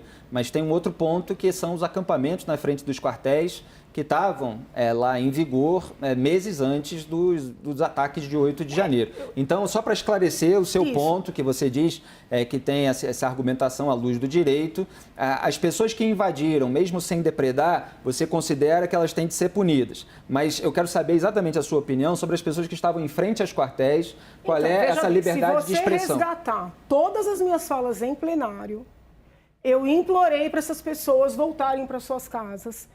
E eu entendo que o presidente tardou em se manifestar. E as próprias Forças Armadas. Ele apoiou, né? E as próprias Forças Armadas. Então, isso é fato. Poderia ter retirado? Entendo que sim, tá? Só que a diferença entre desmobilizar e prender é muito grande. O Estado não tem como única resposta o direito penal. Qualquer aluno de segundo ano do direito sabe que o direito penal é a última ratio. É a última arma. E quando a gente fala em direito penal, a privação de liberdade, sobretudo sem uma condenação, é ainda mais excepcional. Então, estamos misturando as questões. Não, então, fazendo uma distinção importante então, assim, por agora. exemplo, desmobilização diferente sim, de punição muito diferente. no caso dos acampamentos. Sim, Você defende a diferente. desmobilização. Eu entendo que seria interessante até para evitar que aquela situação crescesse. Né? E eu muitas vezes me manifestei nesse sentido. E que para que fique claro, né? Se eu fosse uma pessoa vingativa, estaria aqui aproveitando ensejo para atacar Bolsonaro e bolsonaristas. Porque o que fizeram comigo no período eleitoral foi cruel. Né? O que fizeram comigo é que eu sou uma criatura que deve ser feita de ferro, porque nem eu acredito que eu aguentei. Agora, eu tenho que ser justa. Esse povo todo votou no astronauta. Cadê o astronauta? Não sei. Entendeu? Então aqui eu estou defendendo o direito. Eu não estou defendendo A ou B ou Bolsonaro ou quem quer que seja. Resgatem a minha história. Eu fiz parte de uma comitiva, era recém-formada, recém-aprovada na ordem. Queriam acusar um grupo de pessoas de quadrilheiros apenas por fazerem parte do MST. Eu os defendi. Porque nós não podemos tirar das pessoas o direito constitucional à associação, à manifestação, à defesa das ideias. Agora, não é porque odeiam Bolsonaro que nós vamos compactuar com isso. Ninguém aqui é por isso, Janine. Ninguém aqui é porque odeia o Bolsonaro. A questão é mais elementar. A pessoa está clamando por um golpe de Estado. Ela está clamando por um crime. E só, um crime mas que só eu não estou dizendo que ela tem que ficar 15 anos presa. Eu não estou dizendo que ela tem que... Toda propriedade acima de tal Só tamanho... para concluir, Janaína. Ela atenta contra a sociedade. Não, se a pessoa estiver dizendo, invadam aquele prédio, vamos tirar aquele prédio rico. É crime também. É crime. Posso só colocar um ponto? Agora vamos ouvir a Raquel. Felizmente, né, doutora, a senhora está falando que pediu para essas pessoas irem para casa, porque teve muita gente durante um longo tempo que ficou defendendo essas manifestações na frente dos quartéis como liberdade de expressão, passando um pano danado para essa história, e são, na minha avaliação, pessoas que têm responsabilidade não jurídica, penal, mas responsabilidade política, responsabilidade moral pelo que aconteceu no dia 8 de janeiro, porque ficaram incitando essas pessoas, fazendo um discurso golpista e legitimando esses protestos criminosos que pediam golpe de Estado, incitando essa turba que foi lá e quebrou os prédios, os símbolos dos 3 poderes da República Brasileira. Então, quando a gente faz as distinções ponto a ponto, aí a gente tem um debate mais organizado. Com esse ponto, você concorda, Janaína? Concordo. Então vamos em frente. Em entrevista à Rede TV, Lula afirmou que Jair Bolsonaro preparou um golpe e que queria fazer os ataques criminosos do dia 8, no dia da posse, mas não conseguiu. Vamos ver um trecho. E esse cidadão preparou o golpe. Hoje eu tenho consciência e vou dizer aqui alto e bom som. Esse cidadão preparou o golpe. Eles queriam fazer aquela bagunça no dia 1º de janeiro. Mas eles perceberam que não estava, porque tinha muita polícia e tinha muita gente na rua. Hoje o senhor tem que ter certeza do envolvimento do Bolsonaro em 8 de janeiro. Eu tenho certeza que o Bolsonaro participou ativamente disso e ainda está tentando participar. Ou seja, ele é um cidadão é quase como um psicopata. Ou seja, esse cidadão não pensa, ele não raciocina, ele vomita as coisas. Sabe, com a maior desrespeito do mundo, com a maior falta de objetividade e de sinceridade do mundo. Procuramos a defesa de Bolsonaro, que disse que não irá se manifestar. Então, voltamos aqui ao debate. Joel, a gente vê o Lula falando ali palavras duras a respeito do Bolsonaro, dos bolsonaristas, evidentemente. É claro que todos nós aqui defendemos a punição daquelas pessoas que praticaram atos de vandalismo. Há distinções aqui em relação à postura daqueles que estavam nos acampamentos, mas existe também na análise de muita gente, a exploração política que o Lula faz. Qual é o limite disso, né? Daquilo que é a defesa por parte do governo, da punição dos responsáveis, inclusive, eventualmente, do Jair Bolsonaro, que está aí alvo de investigação, e uma exploração política para servir de contraponto de uma alternativa democrática? Lula está nadando de braçada, né, Felipe, com essa história toda. Poxa, a gente critica e vê com temor certas coisas que saem do próprio governo, do governo Lula, do governo PT, propostas de controle ou de mídia ou de redes sociais, o ministro da Justiça com uma postura que às vezes alguns dizem que está um pouco vingativa, e tudo isso com razão. levanta receios de parte da população. Mas olha o que foi entregue nas mãos desse governo. Todos os piores pesadelos e medos de planos golpistas, aparentemente eram reais. Com base no quê? Eu, que sou contra, acho que todas as propostas que eu já vi de regulação das redes sociais são péssimas. Agora, se a gente vê que do outro lado tem pessoas que estavam usando as redes sociais para discursos assim mentirosos, no grau mais nefasto que a gente possa imaginar, no grau mais criminoso, no grau mais golpista, usando aquilo para fanatizar pessoas. O Alexandre de Moraes usou um bom termo, zumbis. É o que as pessoas se transformam em verdadeiros monstros. Dado tudo isso, qual a base retórica, política que eu vou ter que ter para me contrapor à regulação, por exemplo, das redes sociais quando ela vier? Então, isso para mim só ressalta uma coisa. Primeiro, Felipe, você fala do uso político. É claro que tem um uso político por parte do governo PT e de qualquer governo teria. Tudo vai ser usado, inclusive, politicamente. Dado isso, para mim, reforça a clareza de um ponto. A gente precisa, para ontem, de uma direita organizada no Brasil que seja democrática, uma direita comprometida com os valores da República. Sem isso, está se entregando assim de bandeja para o governo, para o Supremo, para o Alexandre de Moraes, para o Lula fazerem o que quiserem. Posso fazer só uma observação? Eu não consigo concordar com essa normalização do uso político, né? Sim, os governos fazem isso, mas eu não consigo concordar com isso. O Lula precisa descer desse palanque e governar o país, porque assim, ele não tem as bases ainda, e a gente está aqui discutindo como a investigação pode implicar Jair Bolsonaro, quanto o Marcos Duval jogou ele no meio desse debate, e talvez lá na frente fique comprovado que responsabilidade política ele tem, fique comprovada a responsabilidade jurídica dele. Mas ele ainda não tem as bases para dizer que o Bolsonaro preparou esse golpe, e ele é o presidente da República, ele não é mais candidato a nada. Então, eu não consigo normalizar esse uso político.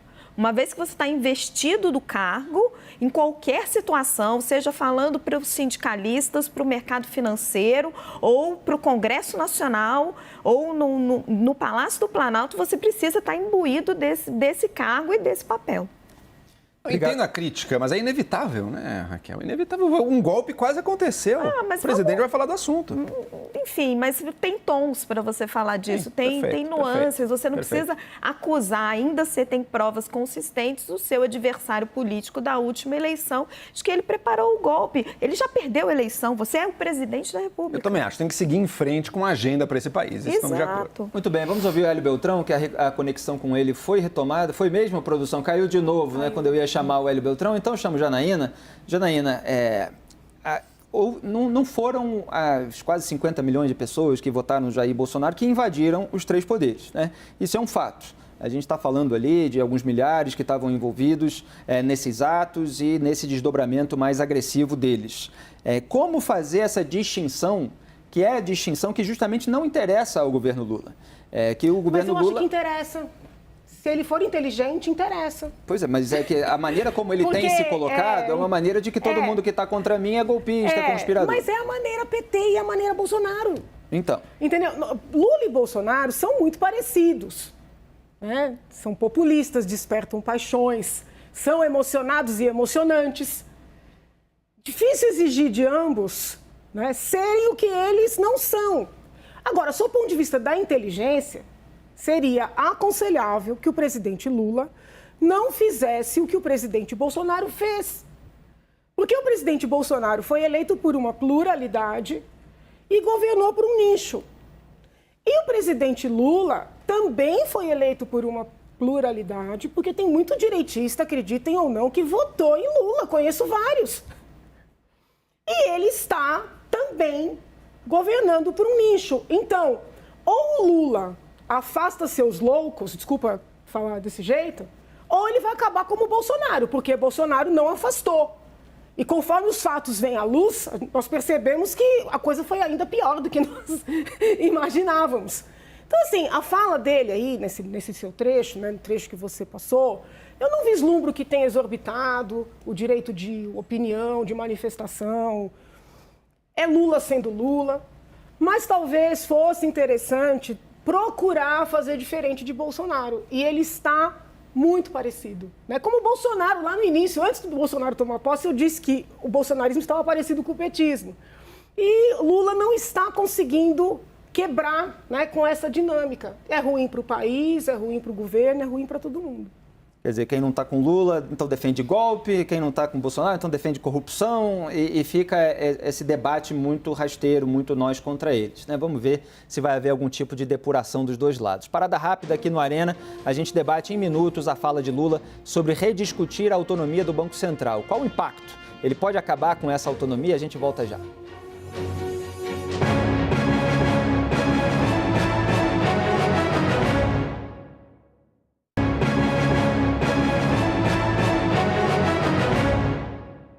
Estamos de volta com o nosso Arena e o presidente Lula voltou a criticar a independência do Banco Central. A declaração foi em entrevista na Rede TV e Lula disse que o presidente do Banco Central nunca viveu uma inflação como a dos anos 80 e que ele quer uma inflação padrão europeu. Acompanhe. Então eu quero saber de que serviu a independência. Eu vou treinar esse cidadão terminar o mandato dele para a gente fazer uma avaliação o que significou o Banco Central independente. E aí, eventualmente, pode ter uma proposta de mudança disso? Eu acho que pode, mas veja, também para mim, eu quero te dizer que isso é irrelevante para mim. Isso é irrelevante, isso não está na minha pauta. O que está na pauta é a questão da taxa de juros. Outro dia eu me queixei que eles fizeram uma meta de inflação de 3,7%. Quando você faz uma meta de inflação de 3,7%, você está exagerando numa promessa que você tem que arrochar para cumprir. Eu estou dizendo que o Brasil não precisava disso. Nós fizemos uma meta de 4,5% com menos 2 e mais 2. Ora, esse país com 4% de inflação, com a economia crescendo, esse país vai embora, esse país cresce. É que o presidente do Banco Central nunca viveu a inflação que eu vivi de 80% ao mês. Nunca viveu. Então, ele quer chegar à inflação padrão europeu? Não. Nós temos que chegar à inflação padrão Brasil. Vamos perguntar para o presidente da Câmara, para o presidente do Senado, se eles estão felizes com a atuação do presidente do Banco Central. Aí, as declarações de Lula em entrevista na Rede TV, a Kennedy Alencar, e eu pergunto para Raquel Landim, o que está incomodando mais o Lula e o PT de uma maneira geral? É o comportamento, a figura do Roberto Campos Neto ou a autonomia do Banco Central? O que está mais incomodando o PT e o Lula é que eles estão vendo que a economia vai desacelerar e eles estão preocupados com a popularidade do presidente. É claro e simples, é essa a lógica. E tem muita visão distorcida da economia. Assim, o presidente está colocando uma visão de que um pouquinho de inflação não dói. Dói sim, e dói no mais pobre. Faz muita diferença se a inflação é de 4% ou de 8%, 9%, 10%. E você mexer na meta de inflação, você esticar ela, flexibilizar ela, você desestabiliza a economia, você dá um sinal para todo mundo que forma preço, e aí estou falando desde do barzinho da esquina, ao dono do supermercado, ao gerente da farmácia, que, olha, pode subir um preço um pouquinho porque tudo vai subir. Então, se você está dando um sinal errado para o mercado, não adianta. Com essas declarações que o Lula está dando, ele está dificultando o trabalho da equipe econômica dele, do Banco Central, e isso as declarações do presidente Lula estão desestabilizando a economia brasileira neste momento. No momento em que o ministro Fernando Haddad está tentando fazer o dever de casa, está dando sinais que estão sendo enxergados estão sendo vistos como positivo pelos agentes econômicos, o Lula está atrapalhando. Agora, se ele está vendo sinais de que a economia pode piorar e está preocupado com a própria popularidade, então isso significa que ele já está procurando alguém para responsabilizar pela crise? Muito provavelmente. Existe hoje, Felipe, um embate, uma troca de chumbo, foi essa expressão que eu ouvi, entre o presidente Lula e o Roberto Campos Neto, porque o Lula começou a dar todas essas declarações que dificultam o trabalho da autoridade monetária. Daí, Roberto Campos Neto, na decisão da taxa de juros, ele mantém os juros, mas ele vem com um comunicado muito duro, em que ele diz que vai manter esse juro alto o ano inteiro. E o Lula vê aquilo como um desafio, como um embate. E está sendo questionado politicamente o Campos Neto dentro do governo. Porque, assim, e aí também precisamos dar essa colher de chá para o governo, porque é verdade, o Roberto Campos Neto é muito ligado ao bolsonarismo. Ele foi votar com a camisa do Brasil, ele vivia na casa do Ciro Nogueira e do Fábio Faria. Ele foi flagrado recentemente no grupo de WhatsApp dos ex-ministros do governo Jair Bolsonaro. Então, assim, se existia um esforço, principalmente dentro do Ministério da Fazenda, de passar uma figura do Roberto Campos Neto como um quadro técnico, no momento em que ele faz isso e dá esse recado tão duro, que é engraçado, porque o recado duro se justifica por conta das falas do Lula.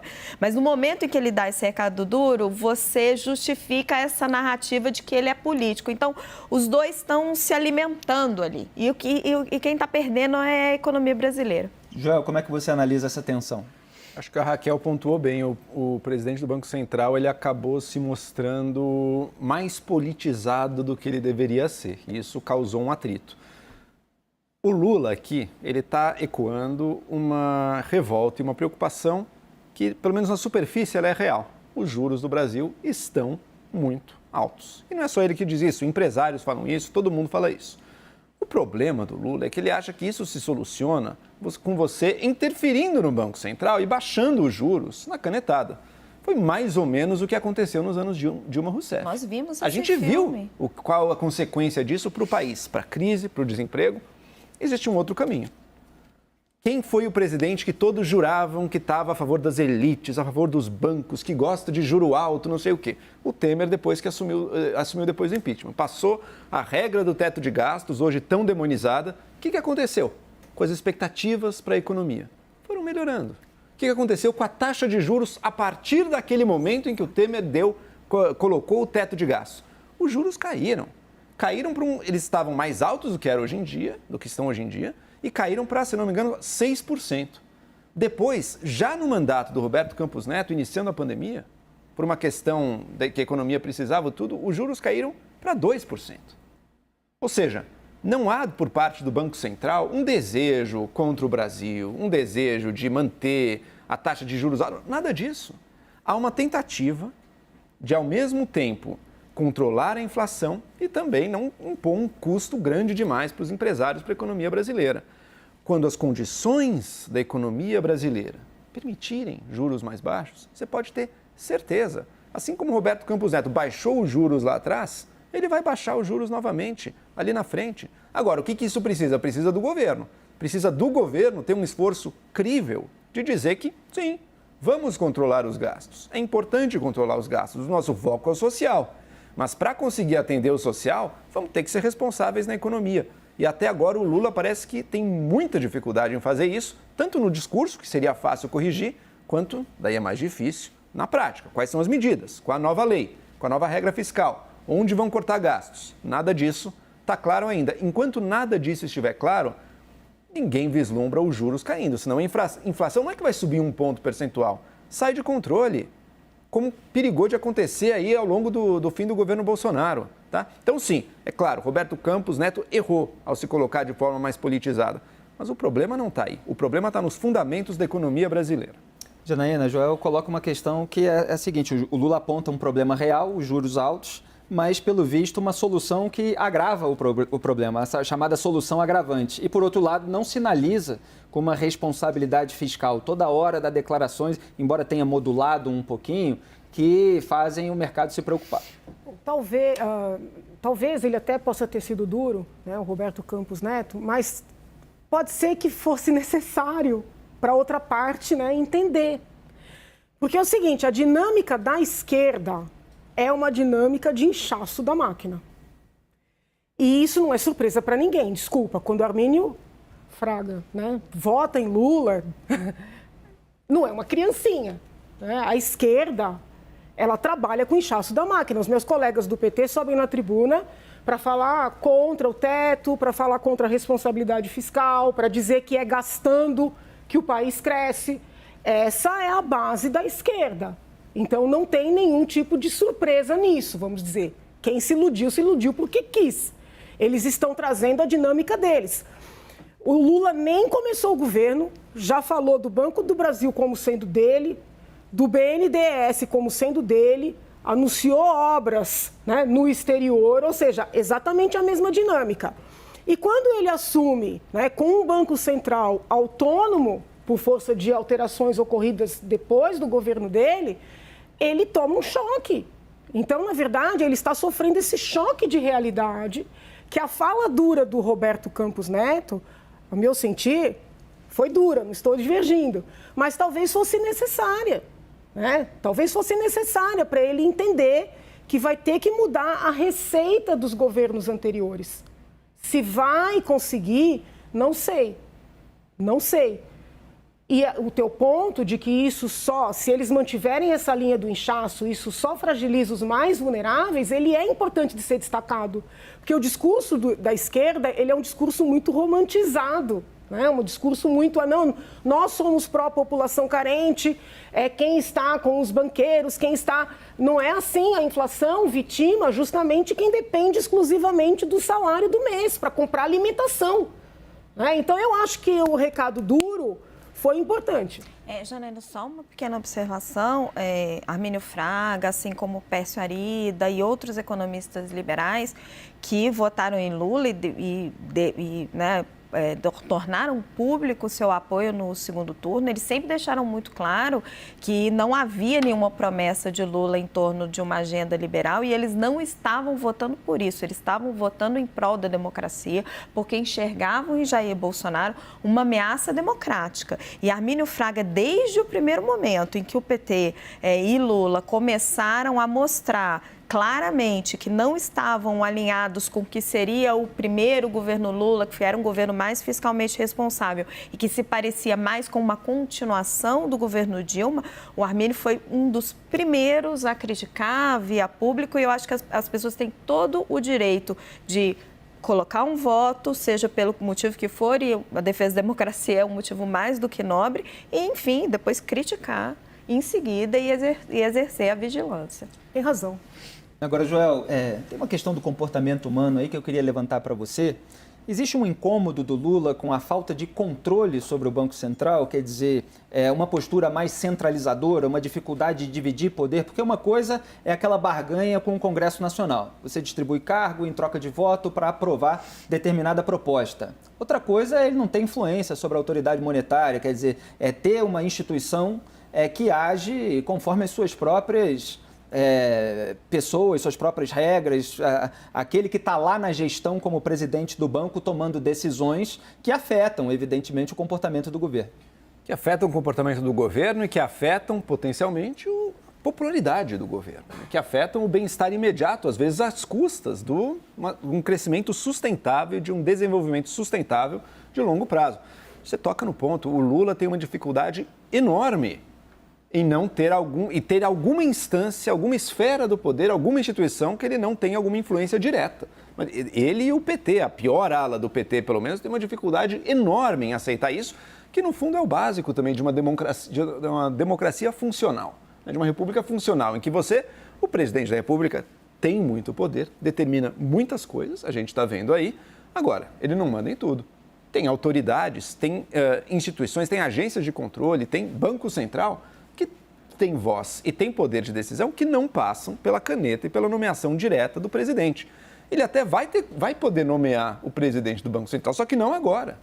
Lembrando que o mandato vai até 2024, não é um mandato coincidente com o de presidente da República, então o presidente eleito ele tem que aturar, vamos dizer assim, mais 2 anos do presidente do Banco Central que foi escolhido no governo anterior. Perfeito. Ele fica proposital, né? É proposital, ele fica com essa herança para não ficar mudando de um governo para o outro radicalmente. Então, que retrocesso para o Brasil que ele tenha trazido esse tema, né? E ele próprio diz na entrevista que isso para mim não interessa. Então por que a gente está discutindo a independência do Banco Central? Foi feita. E veja bem, tem funcionado. Elas, assim que foi passada a independência do Banco Central, podem checar notícias econômicas da época, os juros de longo prazo deu uma quedinha ali. Aquilo passou mais confiança para a economia brasileira. Não é hora de ficar rediscutindo cada coisa que o governo passado fez. É hora de mostrar as propostas que ele tem para não deixar que a inflação fuja de controle. Isso que ele falou aí só ajuda esse triste cenário. Raquel, 30 segundos. Na distribuição de cargos pelo governo, dos próprios ministérios, a gente viu a hegemonia do PT. A gente viu talvez mais um sintoma de um desejo de não dividir os poderes daquele núcleo mais duro. Sim, e isso está se espraiando, né? Você tem a mudança na lei das estatais, que está em curso na Casa Civil, e hoje o nosso diretor em Brasília, o Daniel Rittner, traz uma notícia muito importante, que é essa iniciativa do Congresso Nacional de mexer nas agências reguladoras. É mais um exemplo do que o Joel está falando. Quando você tem instituições que aparentemente, teoricamente, porque, enfim, a gente sabe que tem muita influência política nas agências reguladoras, mas pelo menos o escopo é protegido, você vai buscando maneiras de prejudicar ainda mais a função dessas entidades. Então, Janaína, para completar, quer os principais ministérios, quer o Banco Central também, quer as agências reguladoras e quer voltar à ingerência política nas estatais. E aí? Mas, gente, isso é o PT. Isso é a esquerda. Então, é óbvio que eu desejo, né, que haja aí uma avaliação, que haja uma influência da tal frente ampla e democrática que, em tese, para conter. Entendeu? Eu tenho essa esperança. Sou brasileira, eu torço para dar certo. Agora, eles estão sendo eles. Eu não tinha nenhuma expectativa de que fosse algo diferente. Né? Vamos esperar que aqueles quadros significativos, né? O Alckmin, a Simone Tebet e outros tantos ali que se uniram em torno do nome do Lula, que eles passem a influenciar um pouco. É uma esperança. Agora, para ser justo também, o bolsonarismo entregou o governo para o Centrão, enfim, também estava tudo loteado já há bastante tempo. Mas essas instituições tiveram mais autonomia.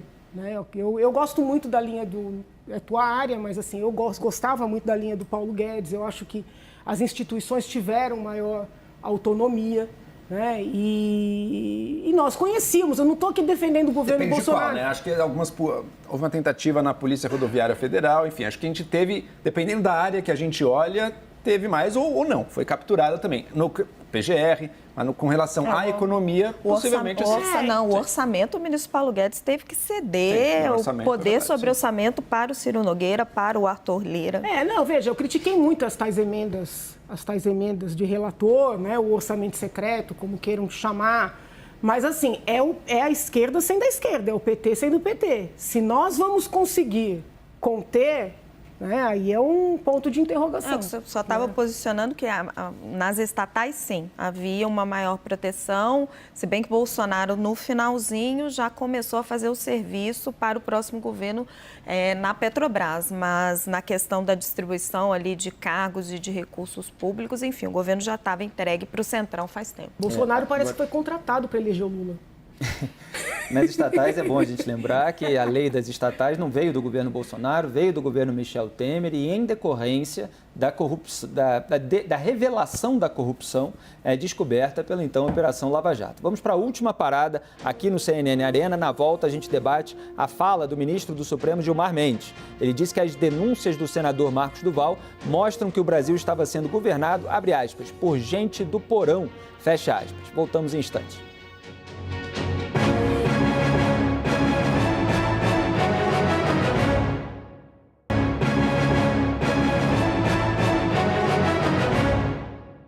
Estamos de volta com o nosso Arena e a gente volta a falar do senador Marcos Duval. A âncora Daniela Lima teve acesso exclusivo à mensagem do senador que supostamente foi enviada ao ministro Alexandre de Moraes.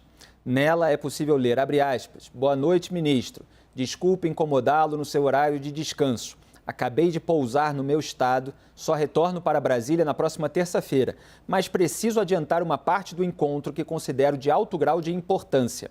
Quem está fazendo toda a movimentação com o objetivo de levá-lo à perda da função de ministro e até ser preso é o DS, Daniel Silveira. O PR, presidente da República, que era Jair Bolsonaro, não está fazendo nenhum movimento neste sentido. O Daniel Silveira que está tentando convencê-lo, dizendo ao presidente que eu conseguiria adquirir as peças fundamentais para que a missão fosse um sucesso. Para dar mais tempo de saber como proceder diante desse sensível assunto, falei que voltaríamos a conversar na próxima semana. Toda a conversa foi na graça na Granja, né? E entrei junto com o Daniel Silveira sem precisar me identificar. Não sujaria o meu nome e a minha honra compactuando com essa missão. Sou um democrata ferrenho e um admirador da sua coragem em prol do Brasil. Os detalhes de como seria essa missão posso te passar pessoalmente ou da forma que achar melhor. Fecha aspas. Durante um evento em Portugal, o ministro do STF, Gilmar Mendes, disse que as denúncias do senador Marcos Duval mostram que o Brasil estava sendo governado, abre aspas, por gente do porão, fecha aspas. Vamos ouvir. Vamos aguardar, eu acho que o desfecho das investigações. Nós já vimos ali 4 versões, pelo menos, né, segundo vocês, segundo o bem-humorado colega de vocês, que já seriam 8, entre elas, em que essa reunião era para fazer um aniversário, celebrar o aniversário do Alexandre Moraes. Portanto, está muito confuso, né? Vamos aguardar um pouco a conclusão das investigações. Normalmente, se as pessoas que têm contato, tiveram contato, elas se comunicaram, tem telefone, comunicação telefônica, então tudo isso será certamente investigado. O que mostra é que a gente estava sendo governado por uma gente do porão, não é? Isso é um dado da realidade, né? Pessoas da milícia do Rio de Janeiro, com protagonismo na política nacional. É isso que resulta quando nós vemos a nominata desses personagens, né? E que mostra que a gente tem que ter preocupação, até da preservação mesmo da nossa integridade física, né? Muito bem, está aí o ministro do STF, Gilmar Mendes, falando de gente do porão. Agora, a Janaína, Gilmar Mendes tomava cafezinho ali com Jair Bolsonaro, às vezes falava para a imprensa a respeito daquilo que eles conversaram alegremente. Ele tinha um candidato ali para ocupar uma vaga no STJ, tinha uma disputa de apadrinhamento com o Cássio Nunes Marques, que não queria que uma pessoa determinada fosse indicada. O Jair Bolsonaro acabou agradando mais o Cássio Nunes Marques do que o Gilmar Mendes. Parece que ali talvez a relação tenha azedado um pouco, mas agora ele dá essa declaração genérica. Estávamos sendo governados por gente do porão. Você considera adequada essa declaração? Veja, em regra, o magistrado deve falar nos autos, né? Assim que nós aprendemos, mas já há muito tempo que o Supremo tem essa dinâmica mais participativa. E o ministro Gilmar Mendes, em especial, muito embora tenha, como é que eu vou utilizar aqui, tenha ficado um pouco mais apagado, não sei se isso é ofensivo, em virtude desse protagonismo do ministro Alexandre, mas ele sempre teve essa proatividade, sempre foi muito falante. Então, uma frase de efeito na saída de um evento, né, adequado não é, mas também não, acho que não exorbita. Todos os ministros de opinião dele. Todos os ministros nesse evento estão repudiando aí os ataques de 8 de janeiro, cada um com as suas expressões. Como é que você avalia? O que eu gostaria é que os eventos acontecessem mais no Brasil. Porque são muitos eventos com brasileiros, para brasileiros no exterior. Eu gostaria que os eventos, mas aí é só um desejo meu, acontecessem mais no Brasil, com brasileiros para brasileiros, convidando palestrantes estrangeiros, né, dando serviço aqui para todo o suporte no Brasil. É um desejo meu aqui. Raquel Landim. Felipe, o Supremo Federal é hoje um dos poderes mais feridos com o que aconteceu no dia 8 de janeiro, né? Quando você conversa com os ministros, eles sempre dizem, o nosso prédio foi o mais depredado, foi o último a ser desocupado, nosso prédio é pequeno, e sempre repetem esse mantra de que destruíram o Supremo, mas não destruíram o Judiciário.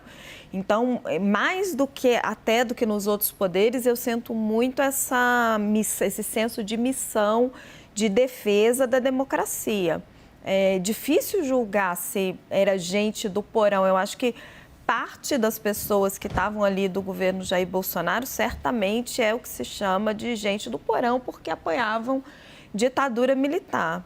Agora, também é complicado, porque o STF, ao longo do tempo, a gente também não pode negar isso, ele vai agindo politicamente, ele vai manobrando, os ministros têm muitas relações políticas com estavam, por exemplo, na festa, na casa do advogado, do Cacai, com o Lula. Alexandre de Moraes e Ricardo Lewandowski. E estavam... Depois da diplomação. E diversas vezes estavam com o Jair Bolsonaro. Acho que tem um episódio recente do Toffoli, que foi também a um evento com... Na casa do Fábio Faria. Exato. Então, assim, é uma relação promíscua que não deveria acontecer. Então, é essa dualidade, né? Ao mesmo tempo que você sente nas conversas essa defesa legítima e valorosa do sistema democrático, você também vê na prática relações que, enfim, são espúrias, talvez seja essa palavra. Joel. Olha, Felipe, aquele ideal antigo e valoroso de uma Suprema Corte de ministros absolutamente circunspectos, que falam só nos autos, que não dão entrevista, que não ficam dando palestra, que não comentam, aquilo acabou. Hoje em dia, aquilo ali não é de hoje, a Janaína apontou bem, aquilo lá não existe mais. Os ministros estão a todo momento se posicionando sobre os grandes debates da sociedade e, especificamente nesses dias, sobre a democracia, sobre os ataques à democracia. Isso mudou, eu não sei se é bom ou se é ruim, mas eu aceito que hoje em dia seja assim e não vai ter como retroceder. Eles não vão poder se omitir. Se omitissem, muita coisa importante poderia ficar em risco. Mas eu ainda assim acho que é um erro. O ministro, ele não está dando uma opinião, uma posição dele sobre um ponto, um valor da sociedade, sobre um ato específico que pode ter sido correto ou incorreto, bom ou mal, mas ele está dando uma avaliação geral e uma preferência dele sobre um governo. Isso eu acho que eles deveriam evitar ao máximo. Por quê? Porque compromete a própria possibilidade deles de cumprirem o seu papel, que depende deles serem vistos como minimamente capazes de um juízo imparcial. Se ele está dizendo que um governo é ruim, que ele não gosta, parece que fica difícil. E ele vai ter que julgar coisas ligadas àquele governo ou pessoas que vieram dele, enfim. Agora o governo já passou, mas eu não faria isso. Nesse nível, eu acho que os ministros do Supremo não deveriam invadir. Comentar as questões sociais do dia, comentar possíveis ataques à democracia, dizer que discordam de pontos, de ações desse ou daquele governo, ok. Uma avaliação sobre o governo, dizer que um governo é gente do porão, acho ruim. E ainda mais para o Gilmar Mendes, que almoçou com Lula e com o empresário que emprestou uma aeronave para o Lula logo ali depois da eleição, né? Então fica sempre essa questão de ministro do Supremo, que é responsável por julgar políticos, né? Inclusive nesses inquéritos dos quais a gente está falando hoje, eles se posicionarem politicamente a favor ou contra um determinado governo. Janaína, quer complementar? Não, o que é interessante é que o Supremo composto por ministros que opinam sobre todos os assuntos, isso já é uma realidade. Por ministros que isoladamente se entendem competentes para julgar todas as questões, anulou praticamente toda a Operação Lava Jato. Essa contradição eu nunca vou conseguir compreender. Essa blindagem, na visão crítica, evidentemente, aqueles acusados por corrupção, por lavagem de dinheiro, não, porque por se peculato. Eles são tão preocupados com a imparcialidade, né, com a estrita observância das jurisdições e competências, por que é que eles opinam sobre todos os temas e por que é que, em vários momentos, eles se entendem competentes para apurar e julgar... E se reúnem com investigados. Várias situações. Então, assim, ou se preza efetivamente por a total imparcialidade, ou nós vamos ter que rever. Agora, uma frase de efeito do ministro, eu entendo que é inadequada, mas ela não me incomoda tanto como essa contradição. Agora, Joel, em relação à mensagem do Marcos Duval, a gente debateu esse assunto aqui no começo do programa, mas só retomando um pouquinho, como é que você avalia ali aquela tentativa de se aproximar do ministro do STF, de aliviar a própria barra, de olha, está rolando uma articulação, de repente até ganhar algum tipo de intimidade a mais com o ministro do Supremo, quer dizer, olha, eu estou do seu lado, não estou do lado deles, eu sei de alguma coisa, vou contar... Fala da própria honra em algum momento. Ali Exatamente, ele quer se exaltar. Eu não sei, Felipe, claro que é só uma impressão totalmente pessoal minha. Lendo aquela mensagem, não me parece uma mensagem sincera. Parece forçado, parece que ele está tentando construir uma coisa e talvez até tentando... realmente não sei, mas enganar o ministro ali naquele momento. Talvez tivesse na cabeça dele ainda essa ideia de que eu vou de algum jeito sujar o ministro Alexandre de Moraes aqui nessa relação toda e para isso eu preciso ter essa confiança dele. Não foi uma gravação, mas foi uma mensagem que talvez possa ter tentado induzir alguma coisa. Mas o que me chama muita atenção é que a mensagem bate exatamente com a segunda, terceira, quarta, não sei, versão que ele cria, que ele relata de que Bolsonaro não viu, de que Bolsonaro não sabia. E não tem o nome do ministro Alexandre lá em cima do contato, né? A primeira versão, que é a que ele dá para a Veja e depois a que ele dá no embate ali com o MBL, não é a versão da mensagem. Então, assim, a mensagem que ele escreveu lá em dezembro bate com a versão que ele dá depois que ele conversa com o Flávio e com o Eduardo. Isso. A versão que ele apresenta à revista gravado, porque a revista soltou o áudio, que é a primeira versão que vem a público, ela é totalmente diferente da mensagem. Agora, eu confesso, é uma versão em que o Jair Bolsonaro estava falando aquelas palavras. Eu confesso que eu ainda acho tudo muito confuso e acho que o inquérito realmente precisa apurar isso. Talvez uma cariação, diga, Joel. Eu acho crível que realmente o Bolsonaro possa ter ficado quieto nessa história toda, porque foi a postura dele em tantos momentos ali. Acho que ele até acreditava que isso ia eximir ele de qualquer responsabilidade. Eu realmente acho que se a pessoa está hospedando uma reunião para descobrir um golpe, nada fala, nada impede, acho que ela participou daquilo, mas enfim, os juristas irão dizer.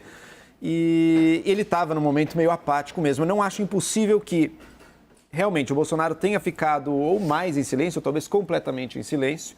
Foi isso que o Marcos Duval falou na mensagem, supostamente para o Alexandre de Moraes, mas a mensagem realmente é de uma data anterior, né? Não é de depois de tudo isso, foi antes de tudo vir a público. E daí a pergunta, por algum motivo ele resolveu, depois disso, talvez para se mostrar como não bolsonarista, levado por um afã do momento, dizer que o Bolsonaro participou de forma mais ativa da reunião e agora volta para aquela posição que aparentemente era a posição dele antes, de que não, na verdade o Bolsonaro ficou em silêncio. Jamais saberemos, né? No fundo é isso, jamais saberemos se ele falou alguma coisa ou não. Não é possível que tenha ficado quieto, mas falou ou ficou quieto, Bolsonaro é culpado sim disso que aconteceu aí. Em termos de responsabilização jurídica, Janaína, o que será que pode sair daí? Raciocinando aqui alto, ele está atribuindo ao Daniel Silveira a apresentação de um plano golpista. E o celular do Daniel Silveira já foi apreendido, pode ser que vejam ali mensagens falando desse plano, e isso pode encalacrar ainda mais na justiça a situação do agora ex-deputado bolsonarista.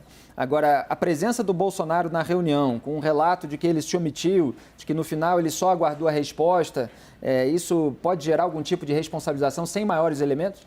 Veja, a minha tese de livre docência foi sobre crimes omissivos, tá? Ela já tem mais de 10 anos. E eu estudei todo um movimento no direito penal no exterior de parar de punir as pessoas pelo que elas fazem, tá? Até um arrefecer das punições pelo que as pessoas fazem, quase como um coitadismo do criminoso padrão, e punir as pessoas pelo que elas não fazem, tá? Isso é um movimento que já vem forte. Ele ainda era raro no Brasil, mas com essa situação do 8 de janeiro, ele ganhou muita força. Quem está tomando cuidado de ler as decisões do ministro Alexandre vai perceber que ele imputa a responsabilidade penal, não política, nem moral, que são outras coisas, nem administrativa, penal, por omissão. As manifestações, a fundamentação. Então, nesse contexto, é possível. Agora, eu critico esse movimento há mais de 10 anos, por escrito, defendi tese, né? Então, realmente, esse movimento me preocupa, porque quando você tem um ato, você tem... encerrar só para concluir. Você pode fazer uma perícia, você pode ter uma testemunha. Agora, quando você tem uma ausência, é muito difícil, né? Então, assim, eu só estou querendo pontuar... Claro. Que é um movimento que me preocupa. Vamos conferir os desdobramentos. Agradeço muito. Afinal, o mandato, qual é a data de encerramento? A Assembleia Legislativa, ela é, por enquanto, uma jabuticaba nesse aspecto. O mandato termina dia 14 de março. Termina dia 14 de março o mandato de deputada estadual de Janaína Pascoal, advogada. Agradeço muito a presença dela, da analista Raquel Landim e do comentarista Joel Pinheiro. CNN Arena termina aqui. CNN, você por dentro de tudo.